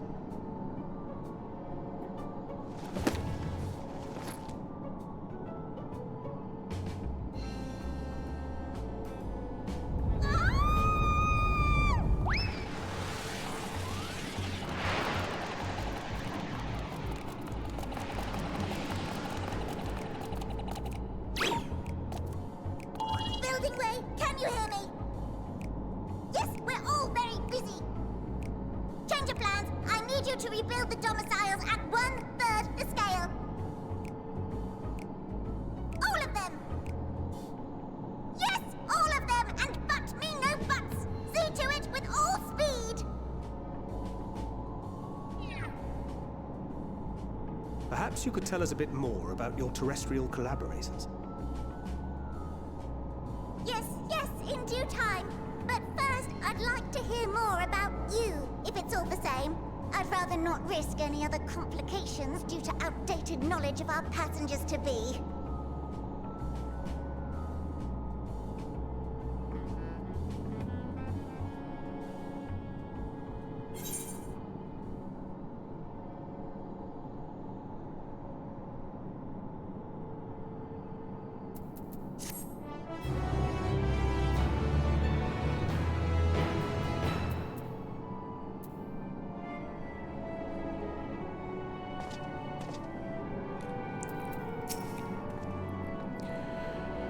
Why do I get the feeling we're going to have our hands full dealing with the Loporrits? It is unfortunate that the domiciles were constructed in error, but their willingness to perform such sweeping renovations is a testament to their commitment. I cannot fathom the resources required for a facility so vast. I should have realized something was amiss when Livingway referred to us as children. What other delightful misconceptions do they hold, I wonder? Oh dear, I certainly hope Building Way can complete the renovations before more guests arrive. Perhaps he should leave them as they are. That way, you'd have more space to lounge about.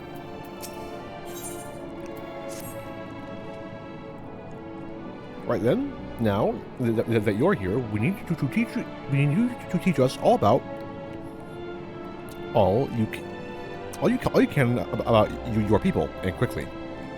It will be long before the final days are upon us in all of their terrible grandeur, so it is imperative that we be prepared to receive our passengers to be. If there's anything at all, that may displease them, it must be addressed post-haste. And address it we shall. Here at Bestwaysboro, we have assembled everything required to offer our guests the best way forward.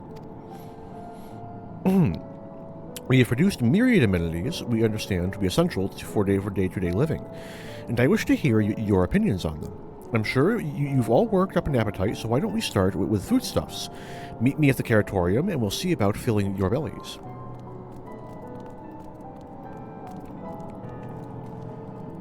She does not want for enthusiasm. The notion of Aetherius rotting to its core, being a matter of course, is rather concerning, though. Nevertheless, let us take this opportunity to learn more about the Loporrits in this vessel.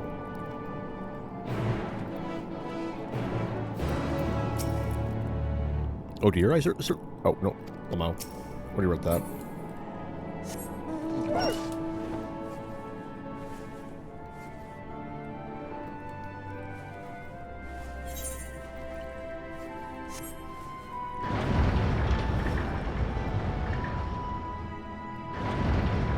While we're here... no, not quite yet. Hang on. Target sighted. While we're here... You there! Aggro.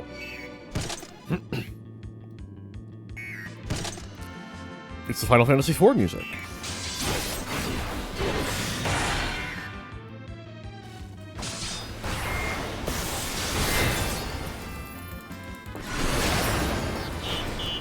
Hang on. Just so.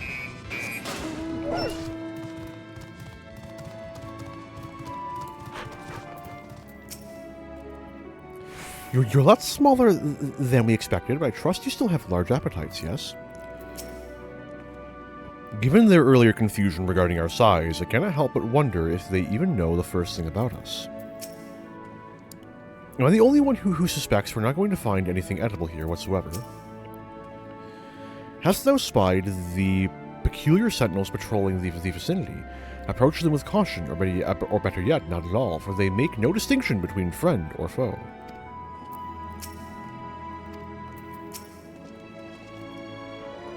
Welcome to the Caratorium. Here we create prototypes of the various sundries required by our soon-to-be passengers. Allow me to introduce the head of foodstuff production. Cooking Way, pleased to meet you all. Our work has involved no small amount of trial and error, but after many cycles of painstaking labor, I dare say we have created the finest cuisine our guests could ask for. I've learned all about the essential nutrients for a healthy and balanced diet from the reference materials we received. Why, I've practically worn the words from those invaluable pages. Naturally, we've also considered ease of growth and production. We will not want for ingredients. I must insist you try some. We have fresh stock recently prepared on account of, well, because we just woke up, and we're all quite famished. Up along the platforms here, you'll find a storage unit full to bursting with delectable delights. Help yourself to anything you like.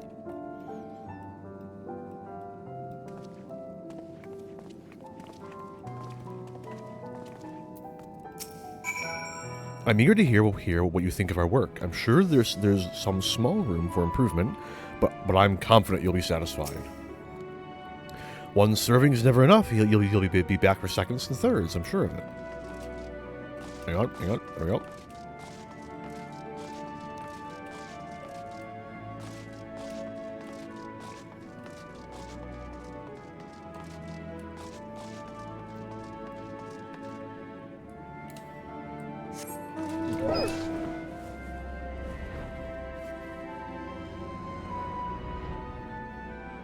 Can we find the others? Looking like no.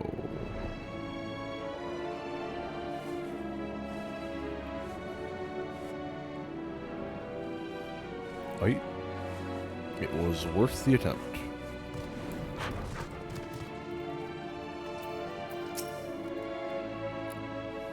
This doesn't require debate. We have work to do, so quit dragging your feet and get to it. You open the storage unit and find a rainbow-colored assortment of carrots. The ominous crimson carrot. The soft texture and redolent aroma of this carrot creation belie its staggering weight. The excessive length and girth only compound the mystery, leaving you perplexed as to the nature of this carrot.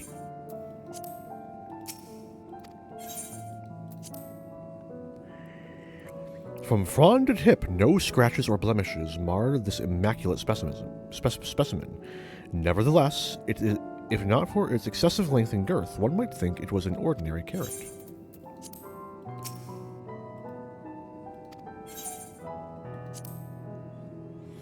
The blue variety is strangely supple to the touch and smells vaguely of mint. Its excessive length and girth only add to the dubiousness of this so-called carrot.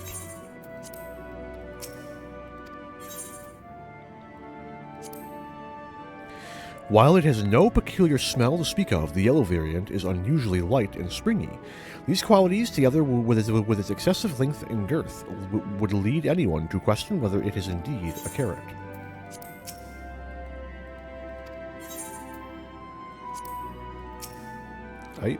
I guess we're taking the red one. Actually, the blue one. Fuck it.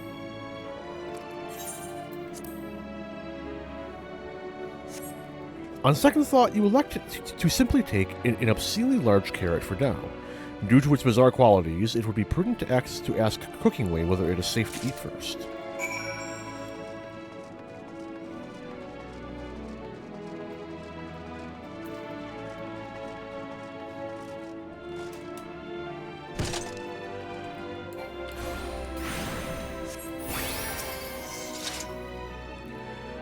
I'm eager to... Oh, no, it's the same.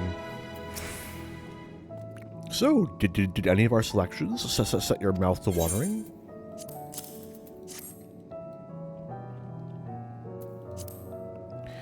Ah, yes, a fine choice. One of my personal favorites, actually. Please, dig in. I'm eager to hear what you think. With great trepidation, you take a bite out of the carrot. You are taken by surprise when blue juices burst forth from the carrot and dribble down your chin. As you take your second bite, you can feel your mental faculties sharpening. Your mind opens to the universe, and for a brief moment, the mysteries of existence are simple, transformative truths, but the revelation is fleeting. When you at last finish the carrot, a sweet yet sour aftertaste lingers on your tongue, and the number 42 in your mind.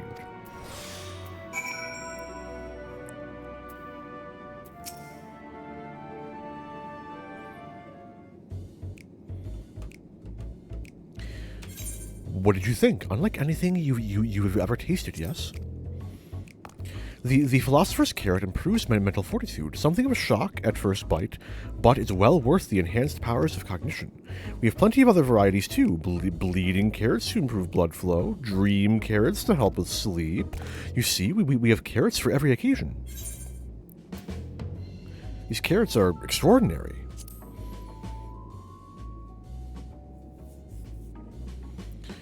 Then why do you seem so disappointed? If they're lacking somehow, we need to know. I take it you two had a wide assortment of carrots to choose from and naught else.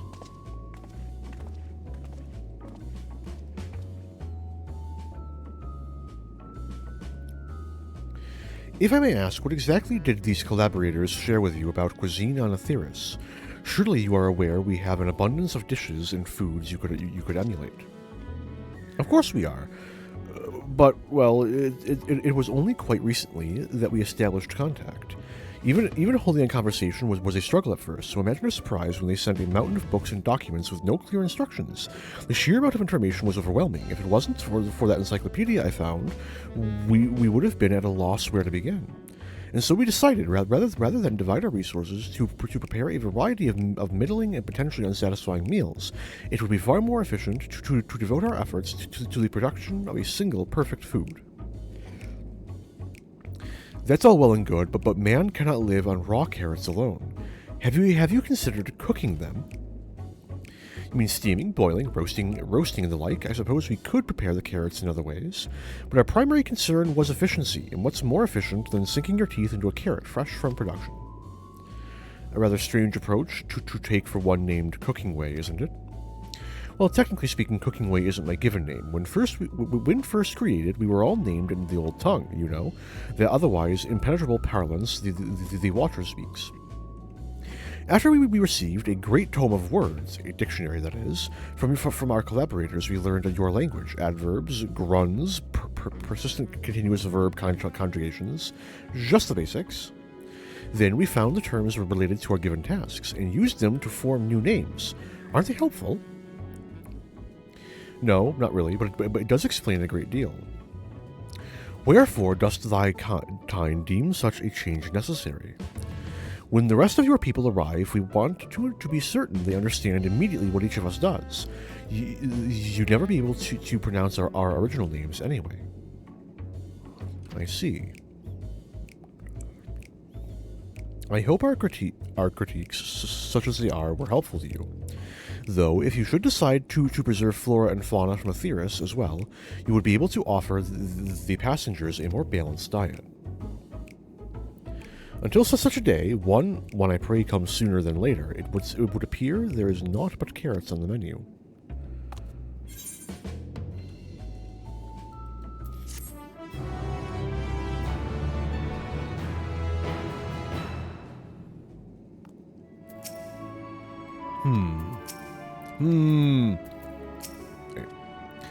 I hate to admit it, but I did rather like the carrots. While I'm sure the Loporrits would hop at the chance to expound upon carrots in exhaustive detail, perhaps it's time we moved on. Hungry for more carrots? Fear not, you can eat to your heart's content after you've seen the rest of Bestway's Burrow. Okay, just a moment, there is some... So, in the third Encyclopedia Eorzea, there is a section devoted to these carrots. And I want to check that real quick. So, I'll be back in a moment.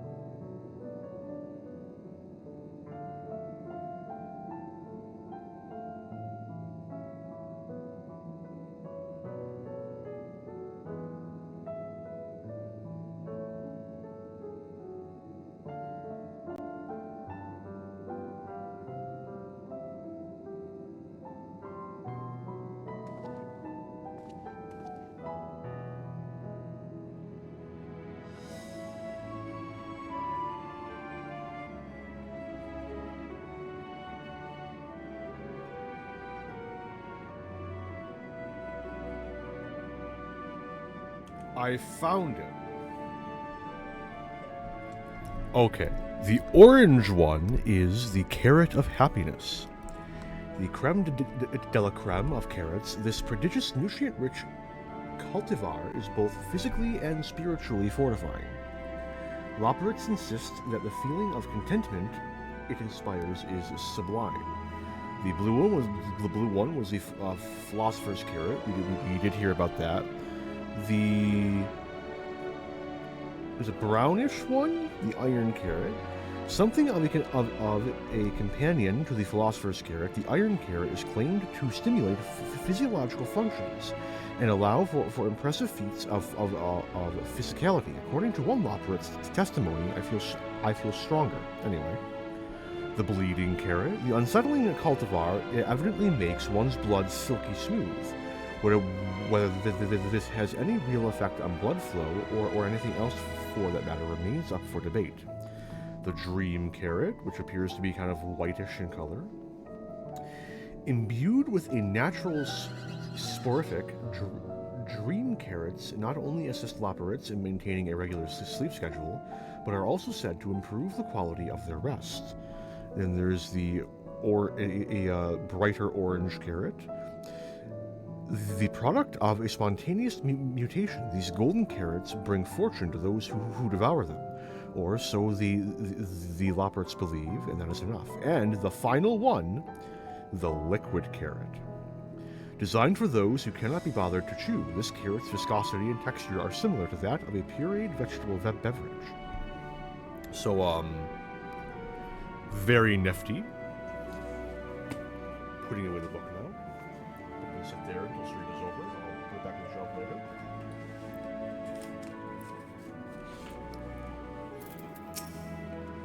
Gotta fix my mic now. Yep, it's time to move on. I think we've had our fill of carrots for now. Let's move on to other necessities, shall we? Our clothing production is sure to impress this way.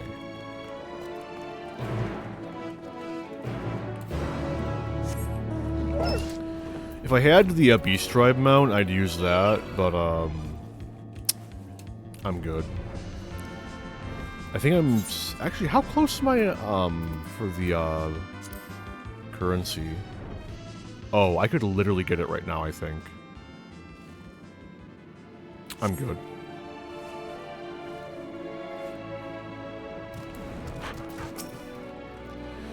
Garments born of the heavens, crafted with methods ancient and forgotten, dress befitting we who walk in shade towards the stewards of the esoteric.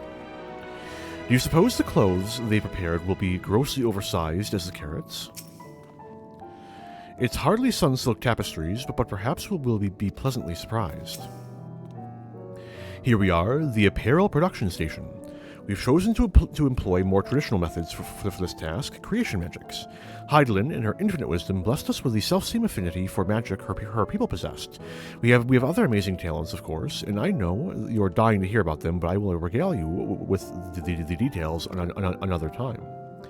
That said, we did run into a spot of trouble at first. Our magic alone was not sufficient to see our work done. In the end, we discovered crystallized aether was a wonderful catalyst that could provide us with the extra V's we needed. My, how resourceful. Ah, the sweet sound of recognition. You will also be impressed to hear we've read all about your habit of changing attire to match your chosen profession. For the sake of efficiency, I presume, this has also been taken into account with our designs. But why take my word for it when you can simply try on our clothes? Make yourselves known to the workers, and they will see to the rest. If you're worried about sizing, don't be. It should be a simple matter to adjust our concepts as required, and it will be required. Get on, Argos.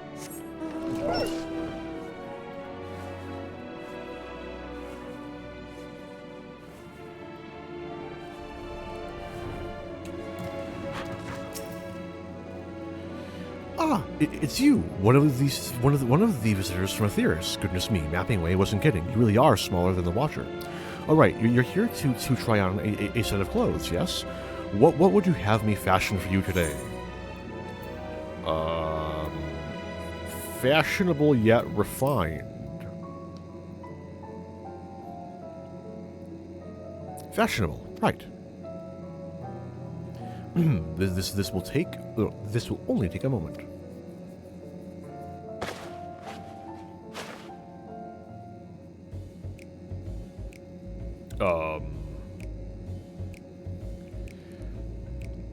I see.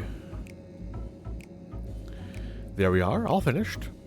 A perfect fit, if I do say so myself. I'll be honest, I know nothing of fashion, let alone fashion on Aetheris, but I'd wager no one down there has ever worn anything like this fine ensemble. Perhaps you can start a new trend. I'll certainly keep you in mind. Would you look at that, speechless? And there I thought you may not like it. If you mind to try something else, why not speak with my fellow artisans? I'm sure that they'd be happy to oblige. Must continue wearing these garments in order to progress. Yay.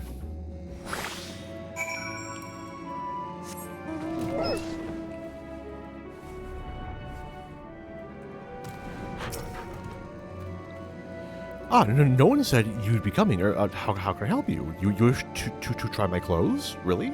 Of course, it would be my honor. Do you have anything in mind? Let's, anything with a little more flair, maybe? I think I can handle that. Let's see. This should do.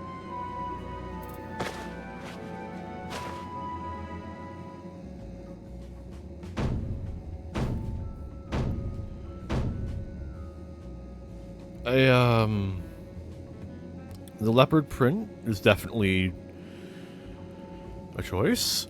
Some of my best work yet. Times and tastes truly have changed. It used to be so rare for anyone to request clothing with a focus on form over function.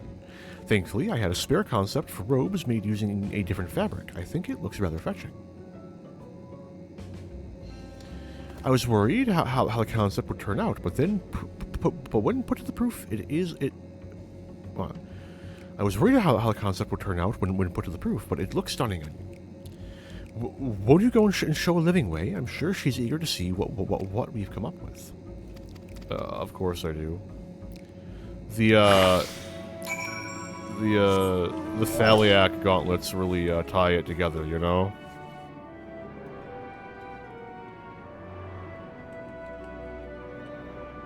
Wait, can we find Ystrola? No, we couldn't for the carrots. I doubt we'll be able to here.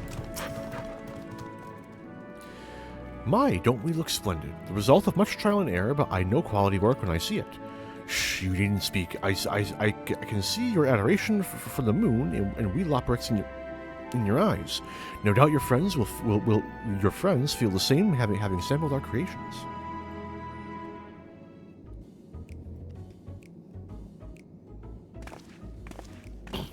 Oh, Urian J. Looking a little green.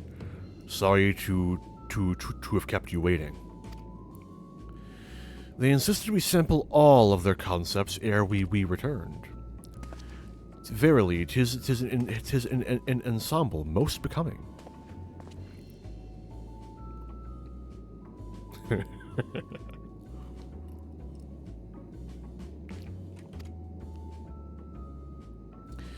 I think it's past time we return to these clothes.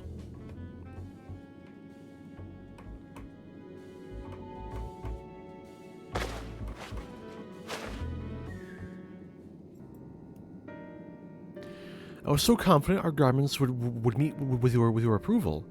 However, did we go wrong? The Watcher taught us that in his time everyone wore the same robes. To do otherwise was against social etiquette. We thought we could appeal to modern tastes by tailoring the robes to specific professions, but please, you mustn't be so hard on yourself. Should we resort to evacuating the people of Aetheris, they will most certainly have need of your attire. What the fuck's going on out there? It is clear you spared no effort in addressing our needs, but you must understand that we are not quite so homogeneous.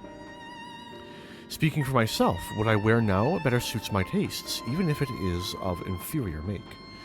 But there are others whose choices may be influenced by traditions or personal experience. Rather than make assumptions for the whole, you must consider the individual and their potential preferences. I fear we've underestimated the complexity and diversity of your people. Even if we'd memorized every tome we received, I doubt we'd have fared much better. Mayhap we're doing you a disservice trying to shower you with our babbles and frippery. That's new. Thinking it was for your benefit, when you'd be better off on your own.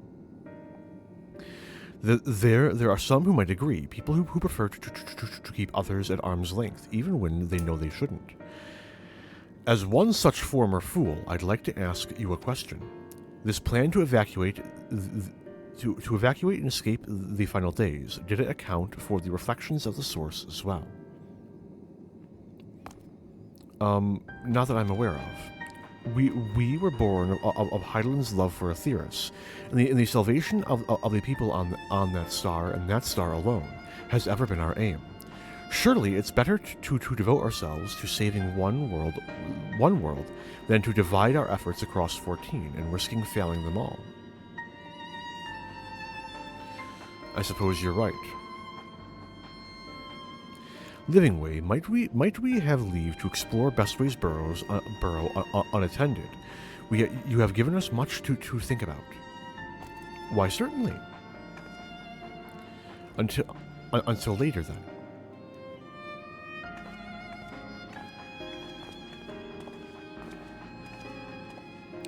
If I may, I should like to accompany thee a while longer. Really? I mean, you're more than welcome to. There was actually something I wished to speak with you about. Let's be off then, shall we?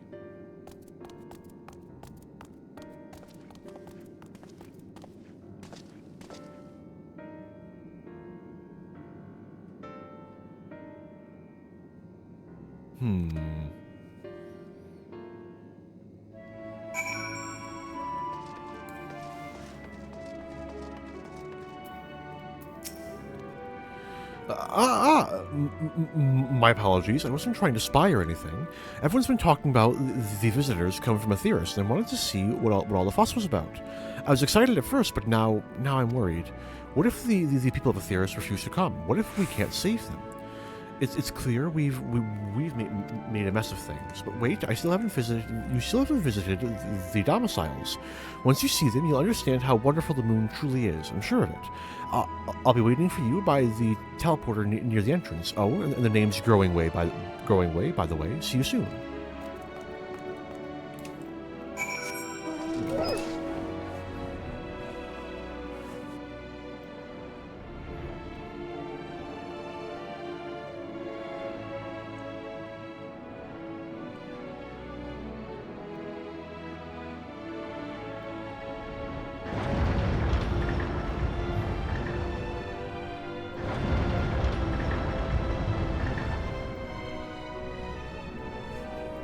Okay. I am going to walk around for a few minutes. And then, when I come back, we will wrap up the moon. Most likely. We'll see. But, in the meantime, please enjoy Bestway's Burrow.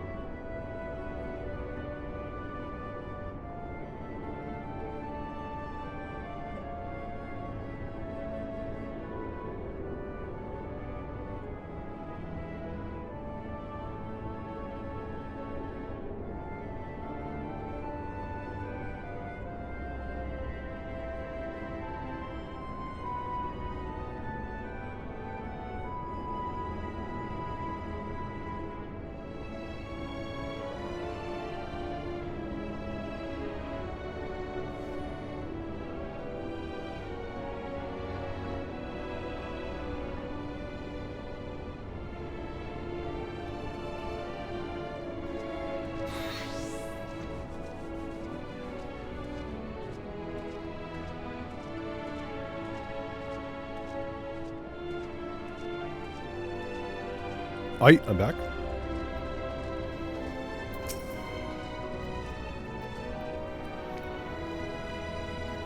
You're here. You're really here. Thank you. Thank you so much. Sorry. What should I call you? Arentel?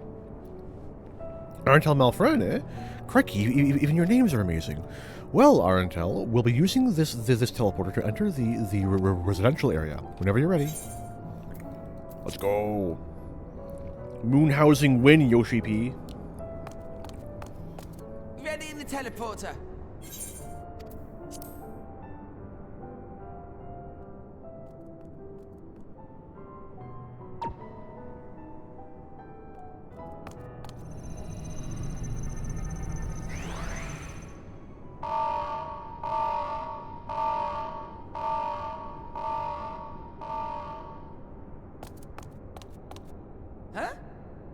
Access to living quarters restricted due to reconstruction. Then where is it?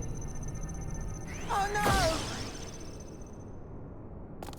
And that's how the Warrior of Light died. Short expansion.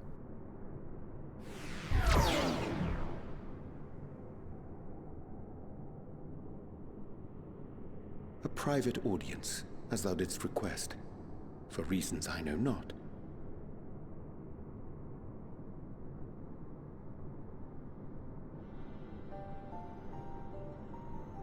Just a precaution. I'd rather I didn't have to ask the question at all, but I take my responsibilities very, very seriously. Do you and your friends, by any chance, find our accommodation wanting? Be honest, brutally even.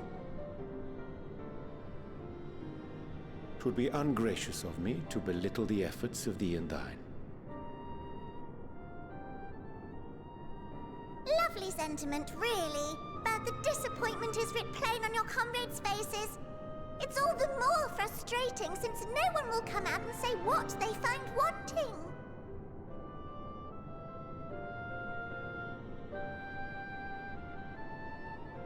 If there are faults in our work, we need to know. We can, we will do better. But time is not on our side. The final days will wait for no one. If your people are to be saved, we must take quick and decisive action. This vessel must serve as a home for as many passengers as possible, for far longer than we may like. Which brings me to my request. Our collaborators on Atheris are doing what they can to prepare for the voyage. Would you be willing to go and lend them a hand?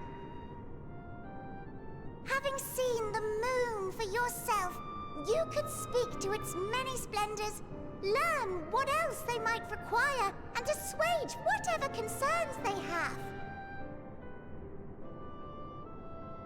Wherefore wouldst thou entrust me with such a task? How to put it? You're the only one who appears not to be wholly unsatisfied with our work.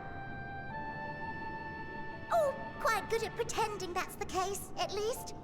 Calm, collected, tactful to a fault. Very particular with your words, too.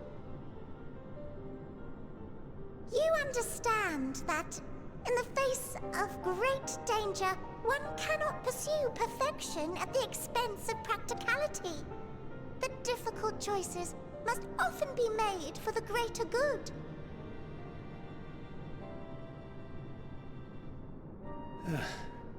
And so fate doth conspire to set my feet upon this path once more.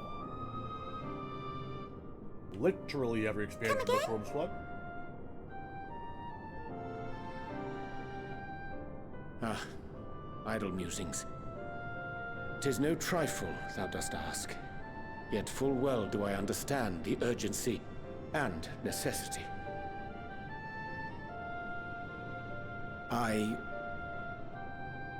Oh, dear me! Dear me! I was terribly sorry for the mix-up. It's a bit of a malfunction. I hadn't realized the residential quarters were inaccessible, you see. But you're still in one piece. So, all's well that ends well, yes? What won't happen again. I promise. Don't worry about it. No harm, no foul.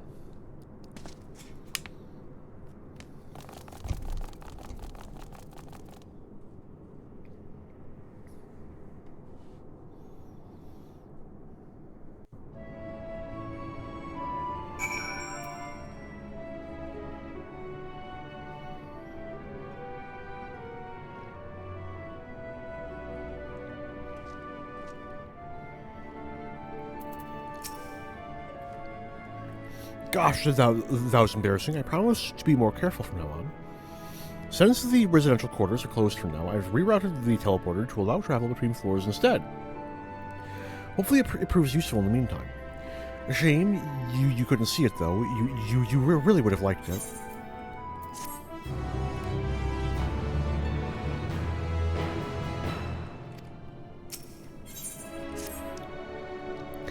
It may not seem like it, but we've been planning for this far longer than I'd care to admit. Each time we woke up, we'd have long discussions about how to save as many of you as we can. Felt like everyone had an opinion on this or that. The one thing we all agreed upon was that the people of Aetheris wouldn't take action to save themselves until it was far too late.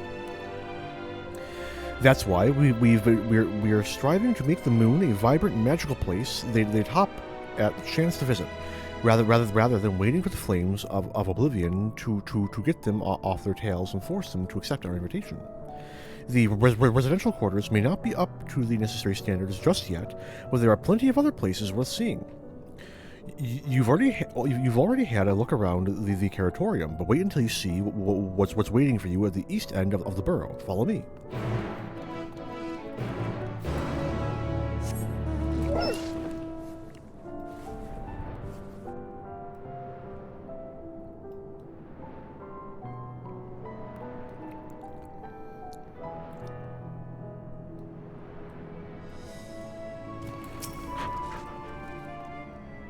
Good, you're here. Through this door is Greatest Ends Vale. It was named as such because it's the veil to end all veils, the most beautiful forest you'll ever see. You understand the people of Aetheris enjoyed taking leisurely walks through natural spaces and the like, so I'm sure you'll enjoy it. How about we start with a nice stroll to the fountain, this way.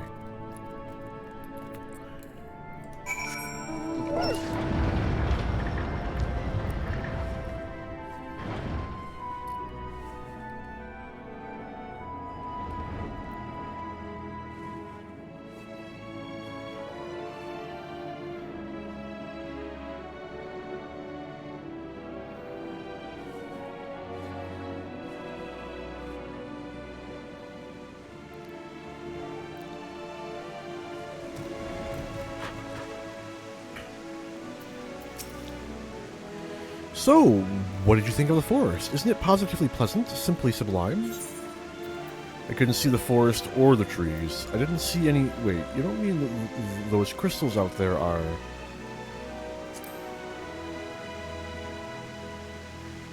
Right, you are. Our forest is made of crystals and constructs, dotting the landscape as far as the eye can see. Building this place was a challenge, let me tell you. Since we were born here, we've never seen trees in person before, let alone a forest. The information sent by our collaborators was quite enlightening, but after much deliberation, we decided to use crystalline constructs in place of living trees. And thanks to our atmospheric circulation system, this place produces air as clean as you'd find in a forest on Aetheris. The fountain here behind us, powered by the rather large crystal adorning its top, plays a vital role in supplying us with fresh water. Much time and effort was spent making it the most spherical of spheres, and I dare say the unparalleled roundness speaks for itself. I enjoy nothing more than a nice long stretch and a spot of relaxation whenever I come up here. You look like you could do with a stretch yourself.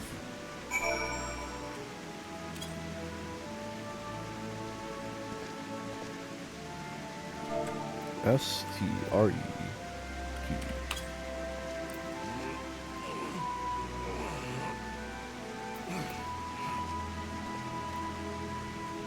That's the spirit. I feel more relaxed simply watching you. A sight worth the many years spent building this place. If it's not too much to ask, it's always been a dream of mine to take a walk through this forest with someone from Aetheris. Could we maybe... You will? Oh, be still, my quivering whiskers.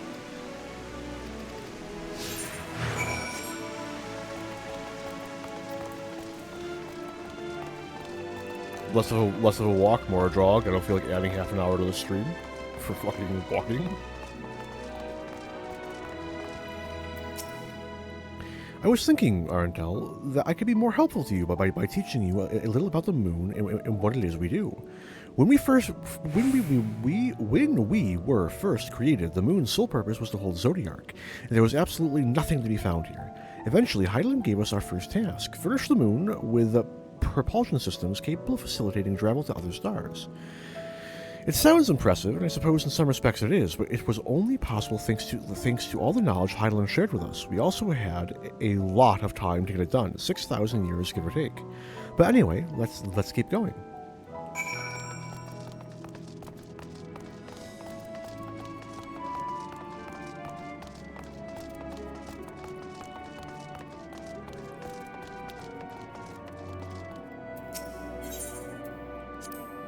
What? No, I'm not sure what it is you do with crystals on Aetheris, but we don't eat them, and certainly not this one. It's possessed of all 6 elements: wind, lightning, fire, earth, ice, and water. We use crystals like these to maintain the moon's elemental equilibrium. It's worth mentioning, though, that because of Hydaelyn's influence, being the embodiment of tranquility and stasis and all, manipulating the elements here is different than it might be on Aetheris. A conjuring of fire would sooner dry your clothes than singe them, or, for example. Put simply, the etheric conditions are ill-suited to growth, which is why the surface is mostly barren. Of course, this was all necessary to keep the raging energies of Zodiark in check.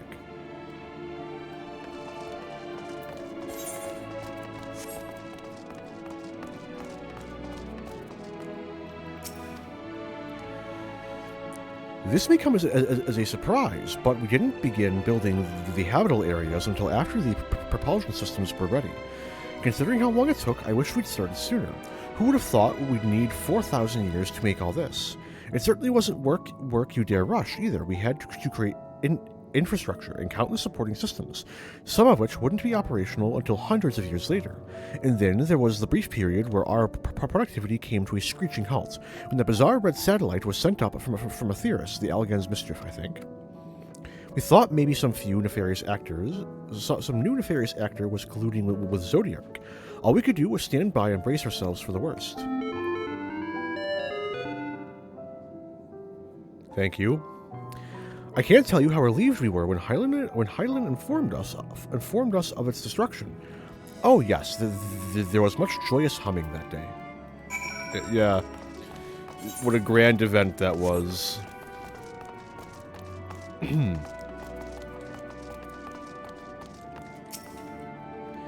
Say, do you notice anything peculiar about the treetops? I mean, apart from the fact they're massive crystals and not trees.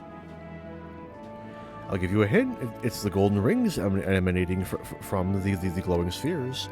Along with the device fixed near the ceiling, they fulfill a similar role to our sun, and do so better even.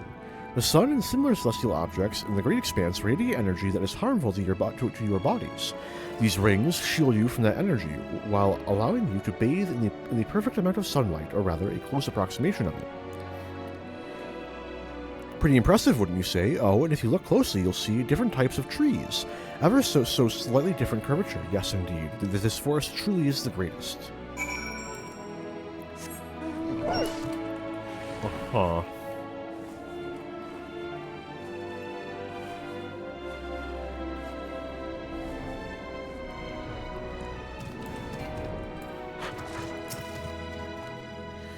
There was something else I wanted to tell you about. Oh, right.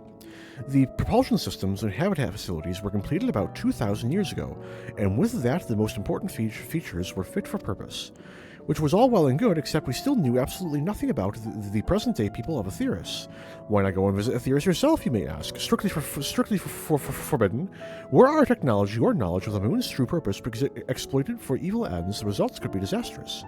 Then there were a few more rejoinings, and it became increasingly difficult to converse with Heidelin.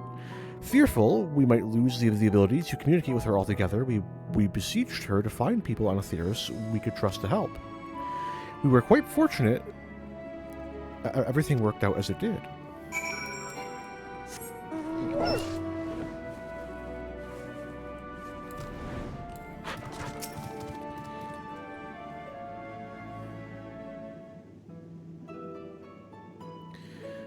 With the exception of routine inspections and maintenance, we remained asleep and waited, hopeful Heidelin would find someone who would help us.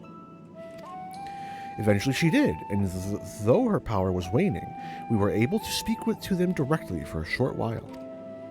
We shared with them everything we could, including our knowledge of the heavens and a means to travel here to the moon. They certainly didn't waste any time with what we taught them. No more than a few years after that, our collaborators found a means to convey messages and supplies to us from down below. With all the letters, books, and other resources they sent, we learned enough to start making more meaningful changes to the moon. And now you're here, hopefully enjoying yourself as much as I am. I knew you would like Greatest Ends, Val. I knew it. Thank you again for coming here, by the way. I know it was just a walk through the forest, but it meant a lot to me. Oh, Strolla. Thankred. Ahoy. There you are. I take it you've already received the grand tour. A shame we missed it. Growing Way, I've been looking all over for you.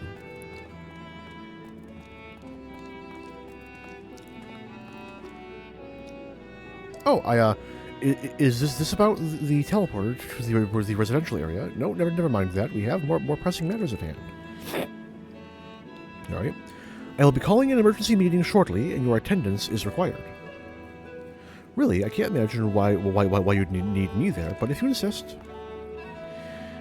We won't be away long, so you all are more than welcome to continue looking around the burrow. Now, come along, Growing Way.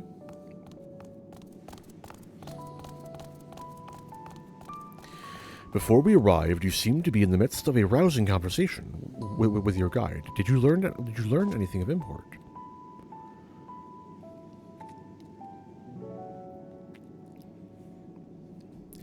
They've spent 12,000 years preparing for this.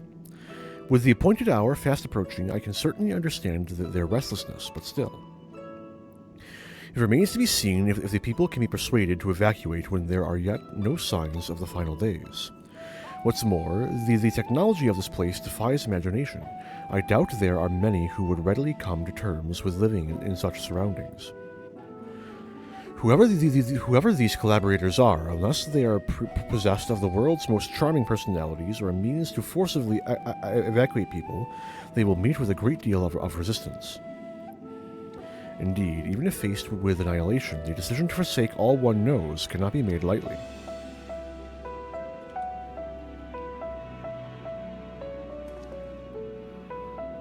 Forgive me, my friends, but I must beg your leave. There is another matter which yet begs for mine attention. Of course, we can accompany you if you like. Nay, that will not be necessary, if you will excuse me.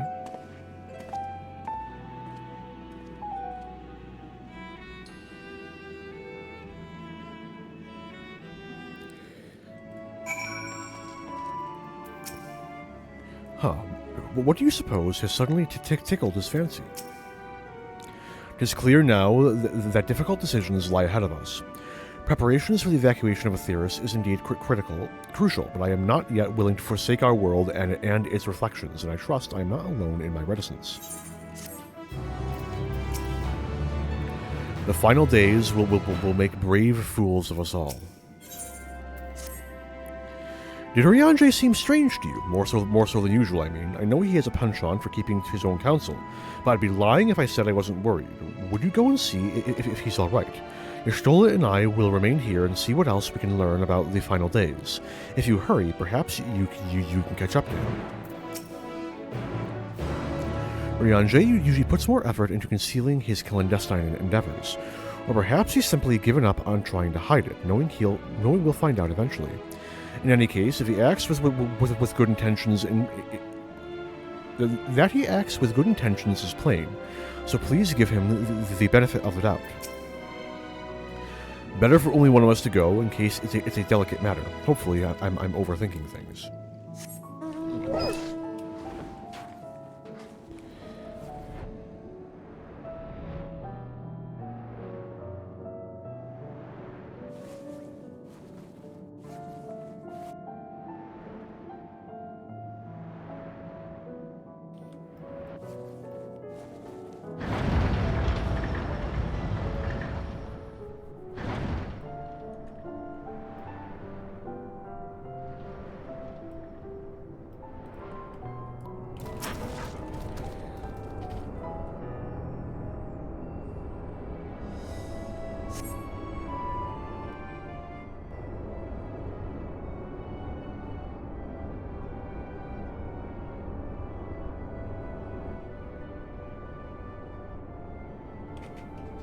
There he is.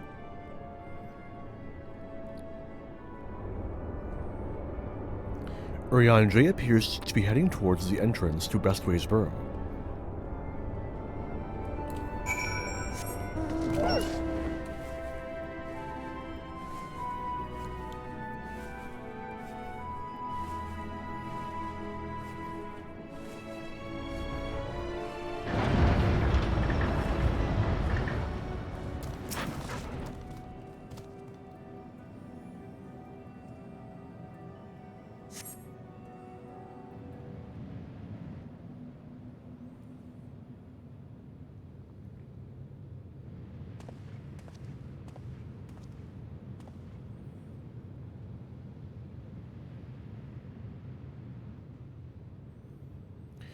Urianger ventures off into Mare Lamentorum for reasons unknown. You must tread carefully, else he might sense your presence.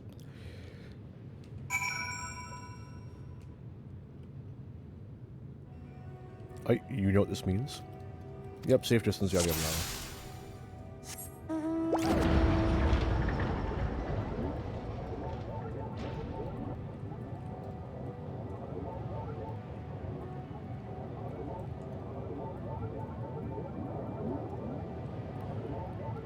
Arentel, it's not the matter. Damn it. Is it this rock? Like, this rock's not tall enough. Like, where are we? I guess we just hide below the lip?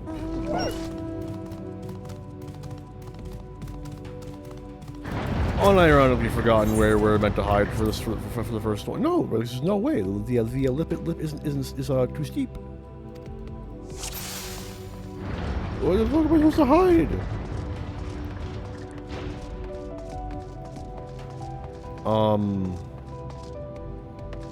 Here?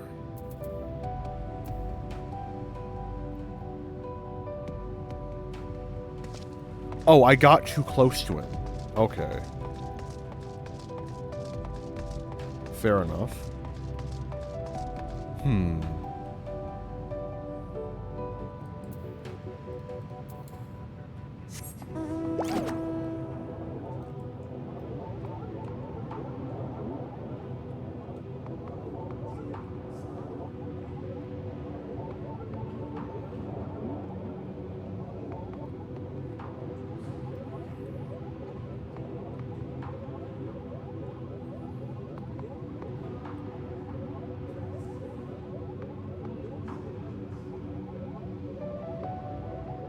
I don't trust it. Who's there?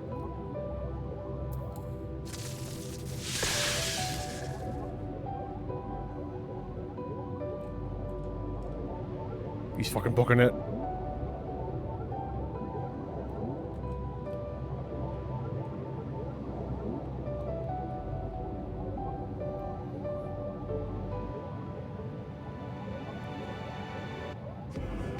Ellipses.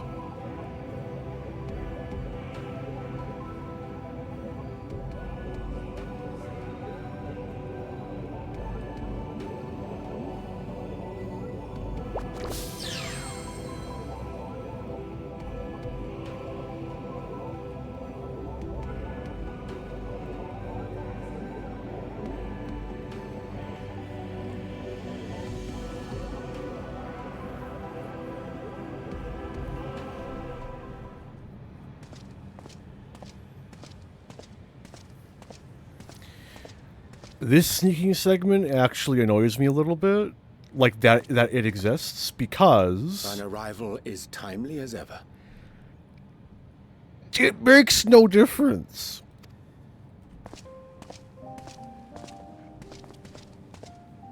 Thou didst chance to overhear my conversation with Living Way, I presume? I have a way of being in the right place at the right time. It's a gift. 'Twas not mine intent to move in shadow. Nevertheless, I have been asked to do that and more yet again. Is it so plain that these strangers could intuit it at a glance? My capacity for silence and secrecy and duplicity. And Grahatir did contrive to deliver the first at the price of his own life. I was complicit in the scheme. A sacrifice averted for a mercy. Would that I could say the same for Minfilia. One life for one world. And by that bloody bargain brokered by my hand were the scions robbed of a dear comrade, and Flamine her beloved daughter.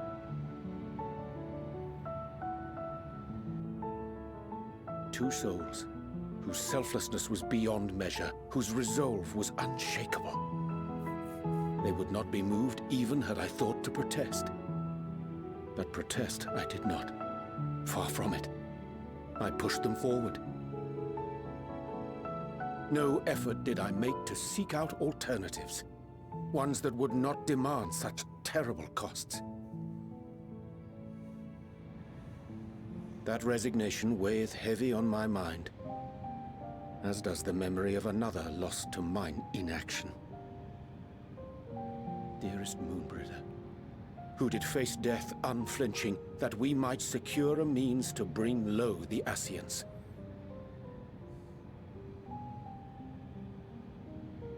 In her hour of need, I did naught. Dutiful disciple of Louisoix, ever looking to the greater good. Had I shut mine eyes and bid her live instead, mayhap she would be with us today.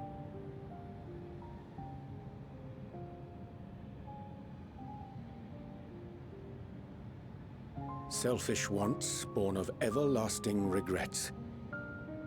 Most days I put them from my mind, but could think of naught else when asked to swallow the same bitter draught.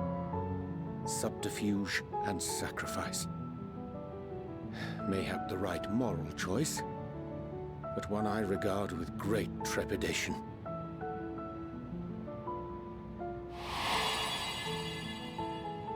The calamity of Amarot was a tragedy beyond reckoning, one which must never again come to pass.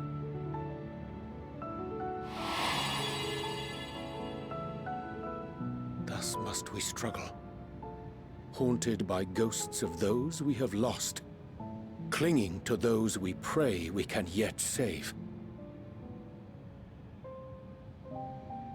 But what of those we cannot? How do we make peace with the dreadful algebra of necessity?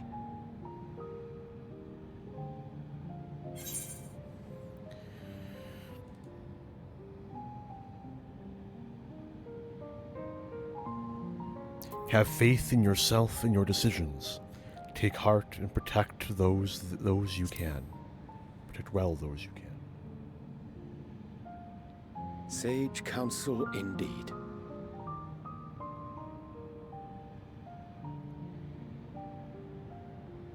I see. Wisdom as befits a great worm. Curious that he should think thee in need of such encouragement.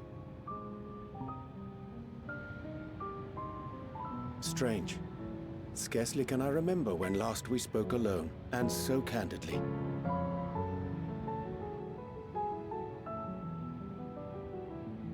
I thank thee. For all my supposed skill with words, I find it difficult to express such private thoughts. As for the Loporrit's proposition, I will take time and consider how to respond. 'Twould be to our mutual benefit if we could converse more openly with our aspiring caretakers. A concern I should be glad to address on the Scion's behalf. To dispense with all pretense and bare one's heart to another is a frightening thing indeed. But we cannot move forward ere we take that bold first step. A lesson I have learned many times before. And today.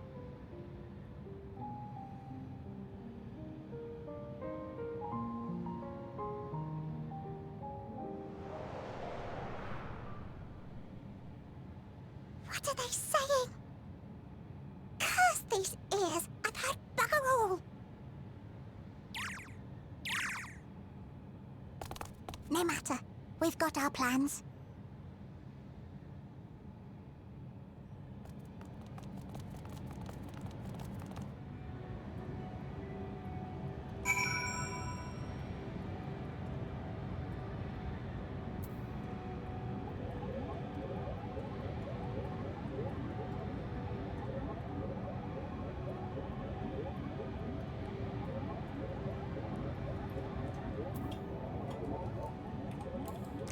Let me down. In truth, my reason for traveling hither was to effect a plan of my own, a plan which may pave a way forward for us all. May, I say, but there is no guarantee of success. 'Tis the reason I set out alone. That failure, should it come, would be mine to bear alone. Yet thou standest before me with proffered hand and open heart. 'Twould be remiss of me to refuse thy amity, and so I ask, wouldst thou join in mine endeavors? I thank thee for accompanying me. 'Tis a simple plan, in truth. We shall not be long away from Bestway's Burrow. Difficult decisions must needs be made in the coming days, but I nevertheless believe we are all of one mind in our desire to save the people of Aetheris. To make clear our resolve to the Loporrits, I would offer them a gift, but its making doth require a most singular ingredient.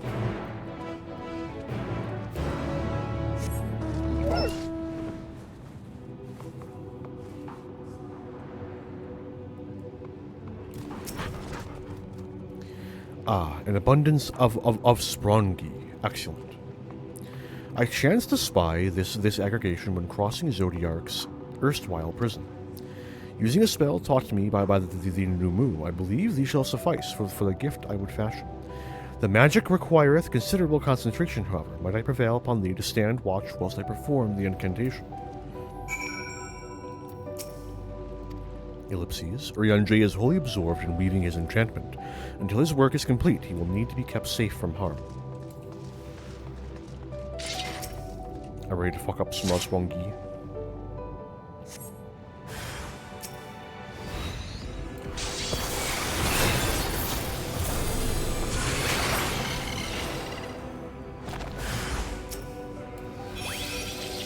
Joke's on you, you're fucking gone.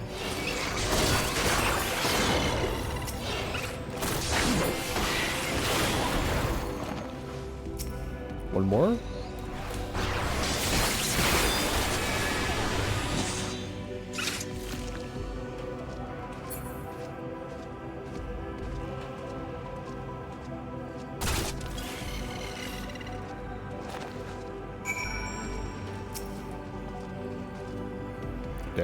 Damn. Would have been cool. Shame. Surveying the nearby area, you see no sign of potential threats. This would be a good opportunity to see how Urianger is faring.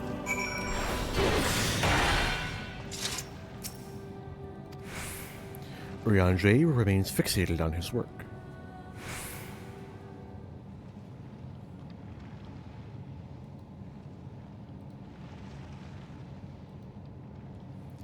There, 'tis done. A magicked ink, every ons as efficacious as those crafted by the new moon. Rare is the occasion I would conjure mine own, but it is nevertheless a most useful skill. The resulting product is, admittedly, possessed of no preternatural properties, but its hue is one of mine own choosing, which I pray the Loporrits will appreciate. Urianger, oh thank goodness, I thought you'd been eaten, or had perhaps fallen into a crater.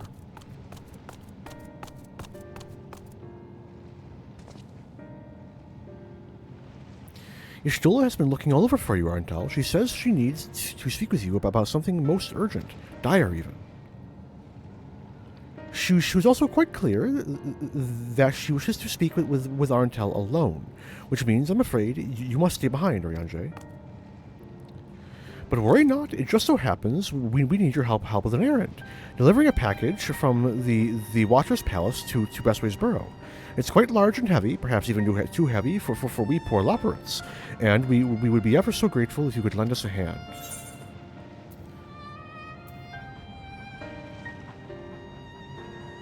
How about an extra pair of hands before I go and meet with Y'shtola? No, that won't be necessary. Oriange's help should more than suffice. And I'm sure you won't mind. You don't want to risk getting on Y'shtola's bad side by keeping her waiting. She seems prickly. Now off with you. Worry not, Arntel. I shan't be long.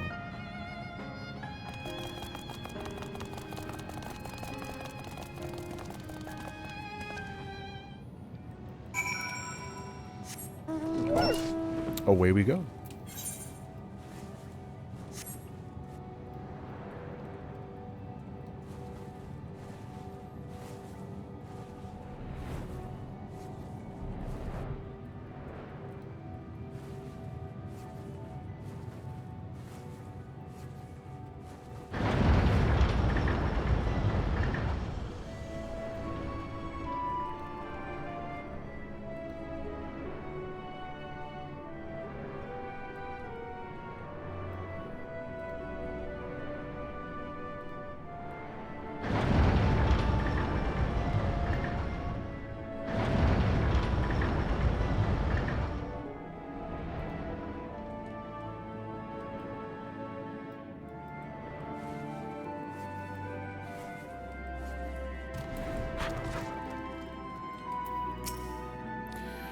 Everything is all right with Oriange, then? That's a relief. But back so soon? Oh, Arntel, we thought you would be away for far longer. A dire emergency? I said no such thing. But as you are here, I could use your assistance on one small matter. Running Way, a companion of Growing Ways, apparently has much to tell us of the final days. The problem, however, is that he is determined to live up to his name, refusing to stay still long enough for us to hold a conversation. Is there anywhere he's likely to stop and rest, or perhaps there's a way to slow him down? What's the rush? I was thinking we should wait here, maybe enjoy a cold mug of carrot juice, and no? Well, if it's really that important, you can try using these balls of moose flesh. Not to be confused with the other thing.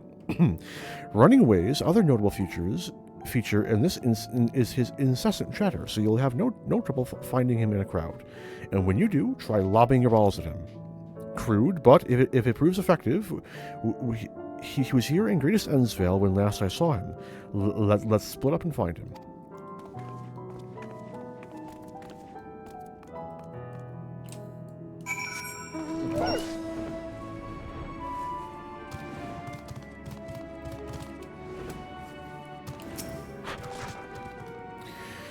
Search your surroundings for Running Way. You may move the camera as yada yada yada yada yada. It's a dart game. Should be around here. Yep, there he is. Boop. Missed. Boop. Missed. Boop. Okay. Got him.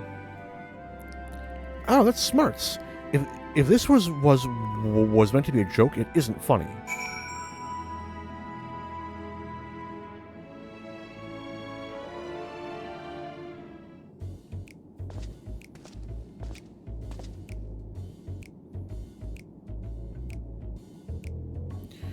Yes, I'm Running Away. Do you mind explaining why you hit me in the face with your balls of moose flesh?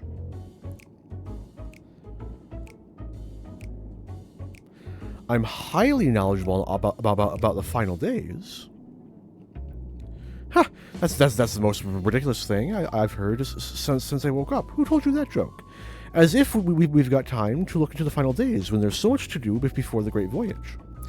It's true that Hydaelyn did impart to us some knowledge of the event, but I know about as much as any other Lopper around here, less probably. I don't know why anyone would think it's funny to go around telling people I'm an expert, but they'd better hope I don't get my paws on them. Sorry I couldn't be of more help, but if there's anything else, if there's nothing else, I've work to do. And I'm off. And he's off.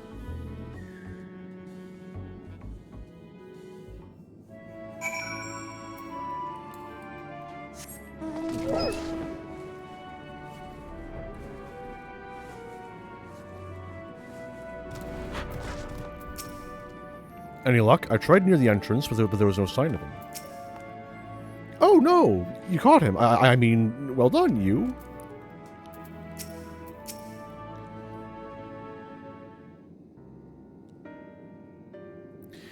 I could find neither hide nor hair of him. How did you fare? I got him, and he says he knows nothing. So, he knows no more than the others. Care to explain yourself, Growing Way? Well, you see, I misremembered. Yes, that's it, I misremembered. Terribly sorry about that. Afraid I'm drawing a blank, though. Try as I might, I can't remember who I was thinking of. On an unrelated note, whatever Anjay, I assume you spoke with him earlier, but did he say when he'll be returning? He had an errand to run with Livingway. Oh, on his way to the Watcher's Palace with Livingway? Between Growing Way's sudden lapse of memory and our lack of other leads, maybe our time would be better spent lending Orianjay a hand. What? Now, hold on a moment. It's all coming back to me. Yes, I remember. The information you're looking for is in the archives. Yes, that's where you'll find all sorts of useful information, including that pertaining to the final days.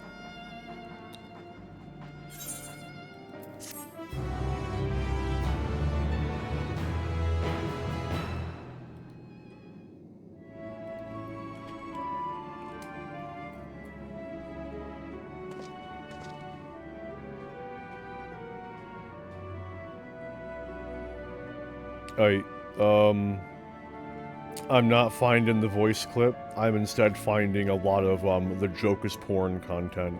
So I'm just gonna drop the bit I was gonna do and we're gonna move on. I'm beginning to grow tired of these games. If some scheme was afoot, surely Orianjay would be the first to see through it. Then again, he does tend to give others the benefit of the doubt. Oh, what to do. I promised Livingway I would help, but... No, I promised I'd help, and that's what I'll do. The archives are on the second floor of the main plaza, the eastern wing. Follow me. I suspect the Lopperates are up to something, but if there's aught to be learned of the final days, I think it best we play along. For now, at least.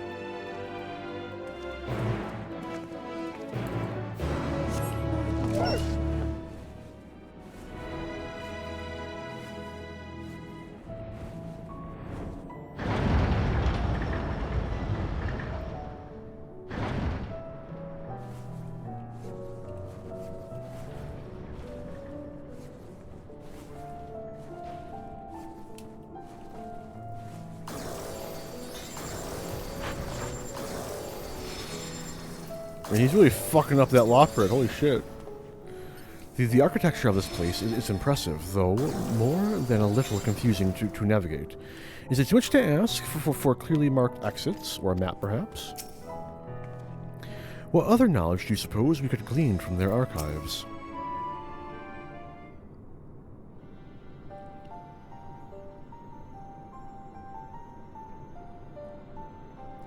The archives are right through this door, but it seems to be locked. I guess we'll have to go find whoever has the key. Growing Way, enough. If you have naught else to tell us of the final days, you need only say so. We can ill afford to be wasting time here, as you well know. Do you yourself not tell us? Did you yourself not tell us we must act quickly? Yes, we did, but the moon has to be a perfect paradise for the people of Aetheris, and we're running out of time to make everything ready for their arrival. We hope you'd see the wonders we have to offer, but you found nothing but faults and flaws in our work. Only one of you saw our potential, so you others must be kept here. So that's the Living Ways game. Run us about in circles, and failing that, lock us away, so we can't put the plan at risk. Everyone except Ariane J. He understands what is at stake, what must be done.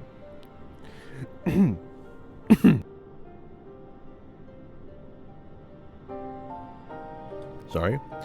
I fear you've misjudged us, Growing Way. Never have we decried the notion of using the moon as a means of escape. That said, our heart breaks at the thought of abandoning Aetheris and her reflections to their doom. If there is a way to avert the final days, I wish to find it. We all do. We may fail, but our efforts would never be at the expense of your plans. But why would you take that risk? There's no room for ifs and maybes now. The people of Aetheris will escape here to the moon, they'll be safe, and we'll finally see all their happy, smiling faces. I'm sorry, but we can't let you leave. We just can't.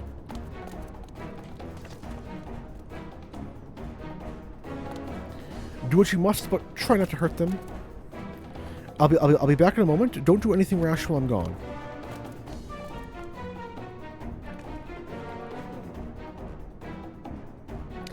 If we dally, they'll overwhelm us with sheer numbers. I say we knock these ones out, split up, and make our way to the exit. Agreed. Let us reconvene where Argos awaits outside.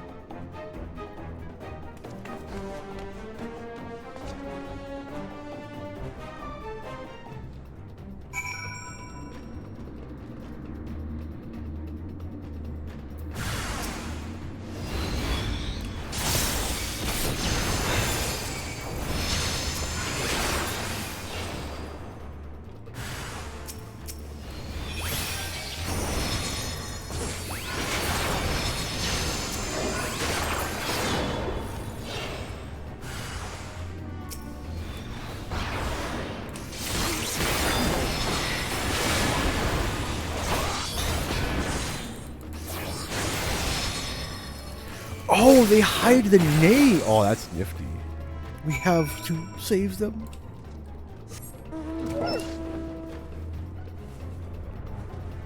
Don't worry, I was blunting my magic. Of course, blunting it. Those were extremely dull confettiers.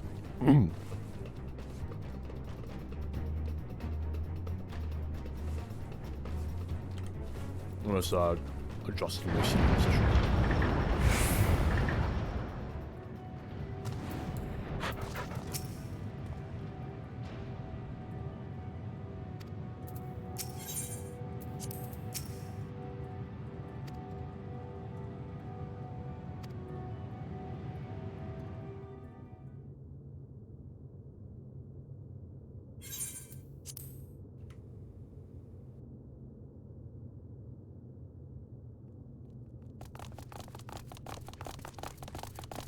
And what, pray tell, do we seek at the Watcher's Palace? Oh, come off it, friend. You know full well why we're here. The time has come for you to return to Aetheris and help your brethren prepare for their journey here and beyond. Forgive me, Living Way, but I cannot in good conscience proceed with this plan. Huh? But what about the final days? The death and the doom? Oh, we have to hurry before it's too late!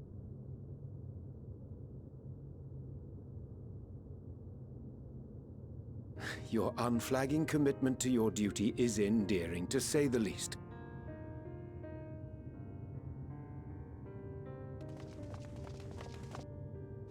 Oh, bugger!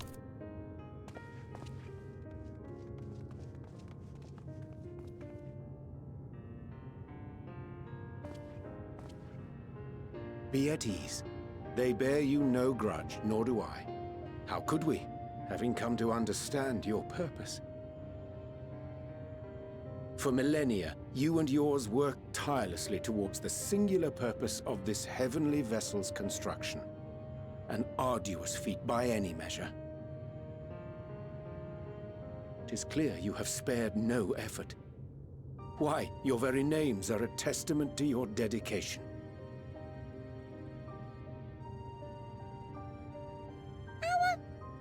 Our names?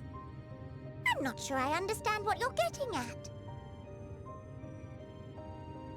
Names are an expression of the self, a declaration of one's hopes and aspirations.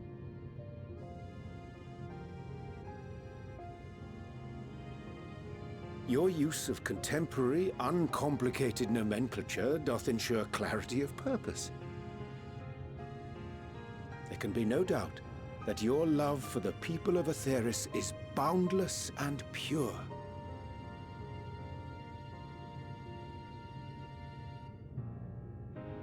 Yes! Yes!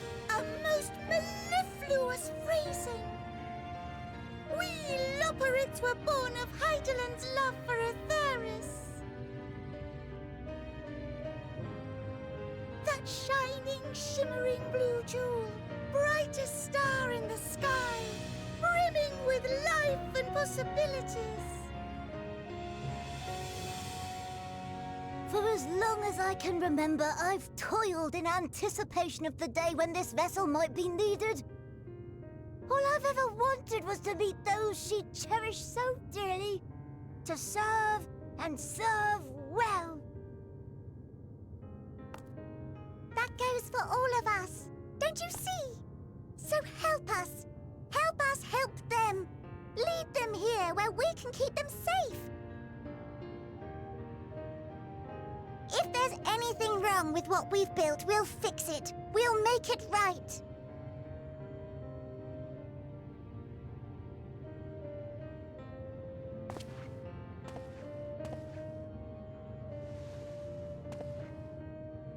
Your works want not for repair. Yet there remaineth much for you to learn of men, and your own kin besides. Singing Way, thy name bespeaketh more than the simple marriage of rhythm and rhyme. The songs of Aetheris are beyond counting, and span the length and breadth of emotion. Maps are monuments to man's pioneering spirit and his devotion to charting the furthest reaches of our star. Many have devoted their lifetimes to exploratory pursuits, to venture unto the highest mountains and the deepest oceans in search of unknown frontiers. And thou, my friend, Oh, I do not think we've met. My name is Puddingway.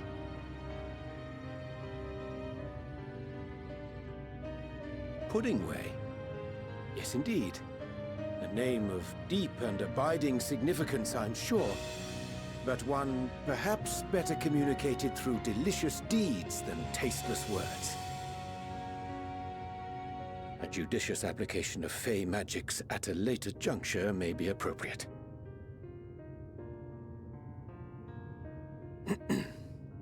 And Living Way. 'Tis no easy feat to convey the significance of thy moniker. When I was a bookish boy, a dear friend of mine was fond of peppering me with questions as I read, to my occasional annoyance. One day, I posed to her a question of mine own. What doth it mean to live? After much contemplation, she proffered this answer. The anticipation of a half-read story's conclusion. The hope today's mistake may serve as tomorrow's lesson. The wish that a new acquaintance may one day call thee friend. She believed it to be all these moments and more.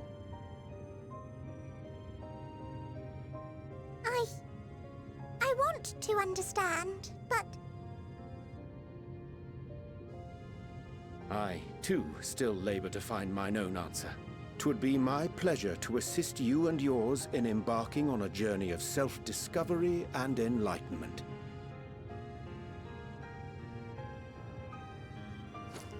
For thee.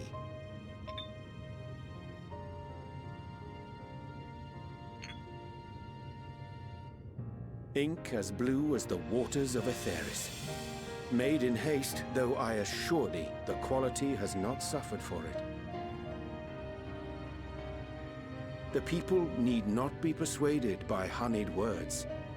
Nay, I have faith they shall do what is right in due course. Until they do, I beg your patience, friends.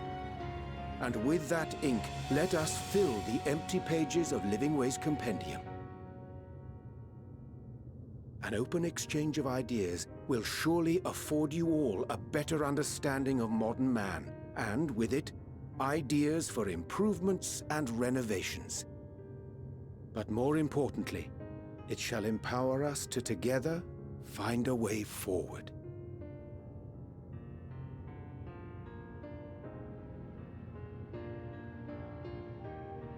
I hope you're right.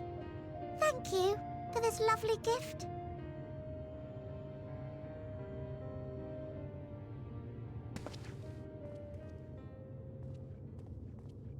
There you have it. I shall remain with the Loporrits to ensure that all is in order. Though we must needs prepare for every eventuality, you would all agree that the evacuation of our star is a last resort. To accept failure is to accept the demise not only of our star, but that of Reen's, of all reflections, and the souls that call them home. Which is why I have every faith that you shall fight to the last, that such drastic measures may prove unnecessary. Should the worst come to the worst, and I pray deeply that it won't, I'll take comfort in knowing preparations were made under your watchful eye. Aye, thou mayest be assured that if calamity cometh, not a soul will be left behind, if being the operative term.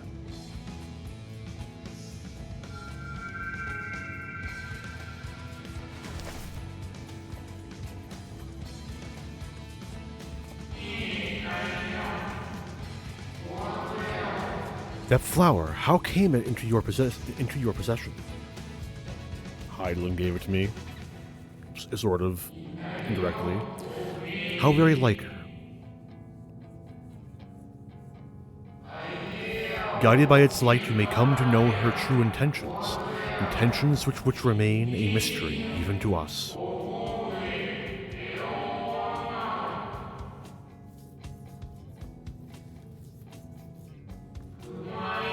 In our time, we called it Eldest. You would do well to remember the name.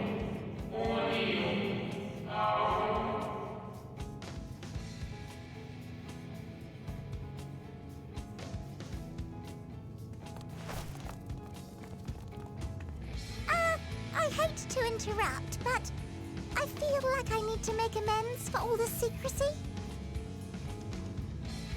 Think nothing of it. We haven't been the most gracious of guests. Do convey our apologies to Growingway and the others. But of course! And when next we welcome more guests from Aetheris, we'll have learned to be much more hospitable hosts. Oh, and circling back to the matter of inappropriate secrecy, we ought to discuss our benefactors. It's the Forum. It's the Forum. It's obviously the Forum. Who else could it possibly be? The It's Sharlayan the Forum, Forum. yes? What? How did you know? It was so obvious. It was The immediately more I heard, obvious. the more obvious it became. The Forum's aims align closely with those of your anonymous patrons. A telling coincidence would be an understatement. Though had we not taken it upon ourselves to peruse certain restricted tones in Labyrinthos, we might still be unaware of their plans. But let us continue this discussion upon our return. I dare say we have kept Alphino and the others waiting long enough.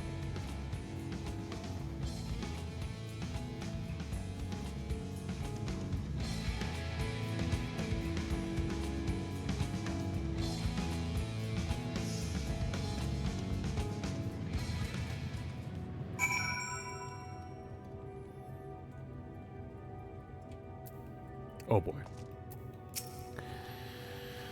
There is little I can do to help stop the final days, so should you need to know of star traversal, look no further. Such knowledge I can offer in abundance, so do not hesitate if you find yourself wanting. Nice to meet you. Name's Puddingway. Sorry again for all the trouble. We promise we'll do better. Honest. Well, that was all rather embarrassing, wasn't it? At least we're on the same page now, people and Aetheris. We'll save both, or at least give it a good try. So, tell Growing Way I look forward to our next walk together. I will. I'm sure he'll be glad to hear it. The others will be so happy to hear Urianger is going to stay and teach us all about Aetheris. We'll have to be careful not to get too distracted by his lessons. There's still maintenance to carry out after all. The Loporrits think so highly of the people of Aetheris, yet it seems this evacuation plan is the only way they know to express their adoration. If we had been more clear in our intentions from the start, mayhap we could have avoided this wrinkle. Something to keep in mind in future. A declaration of hope and aspirations. I hadn't thought of it that way before. The Loporrits may be in good hands now, but that doesn't change the fact that their plan is a last resort I'd rather not employ. Let's see it doesn't come to that for the first and all the other reflections. I chanced to spy you crossing the chasm, and I feared something was amiss. But all is well, and more importantly, I have been given the opportunity to behold a wonderful sight. Keep the Elpis close, and its light will be your guide. 'Twas a relief to see Living Way was pleased with my gift of ink. To serve and serve well, though their knowledge may be lacking, their boundless love is blessing without peer. It will be no easy task to prepare them for what must needs be done, but gladly do I embrace this duty, even if it doth necessitate that we part ways for a time. Forgive me my absence, but I have the utmost faith in you and all our fellow scions. When next I return to Aetheris, I pray I find you all in good health and good spirits.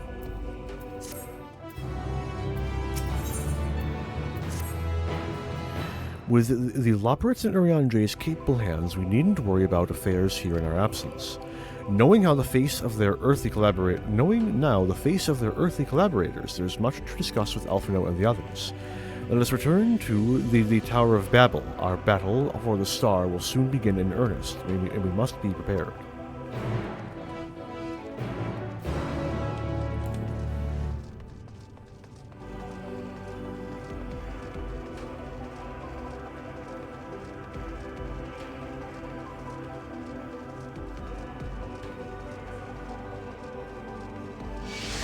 Leave me alone. No, leave me alone.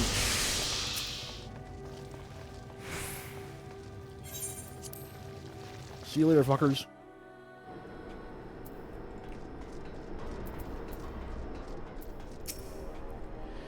I'd forgotten how cold it was here in Garlemald, a testament to the Loporrits' ingenuity that I felt no such discomfort on the moon. Gods, I can scarcely believe we went to the moon and back. But we'll have time to reflect on that later. Right now, we would need to head back to Camp Broken Glass and deliver a thoroughly detailed report to Lucia. I'd like very much to know how everyone is getting on here as well. They'd only just begun to treat the temperate prisoners when we left. I share your curiosity, but warning our allies of the final days is of greater importance. I speak not only of the contingent, of course. The heads of state of every nation must know what we have learned. We know not when or where or in what manner the final days will begin to manifest, and so we must see that everyone is prepared. Agreed, though we may wish to stress the importance of discretion, lest the public be sent into panic. Not that anyone in a position of responsibility should need to be told as much, but it bears repeating. Anyway, first things first, to Camp Broken Glass.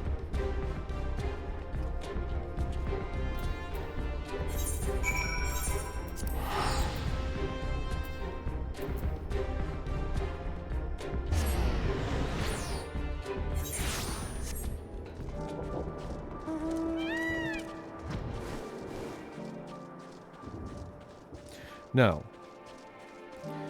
I do kind of want to keep going, but I also know better. So, I am going to wrap up for today. Tomorrow we will continue a bit further, I really can't give any hints, but we'll talk to Lucia. We'll see where things go. I want to thank anyone for stopping by who did. I really appreciate anyone who gives me the time of day. And until I stream again, have a good one, all.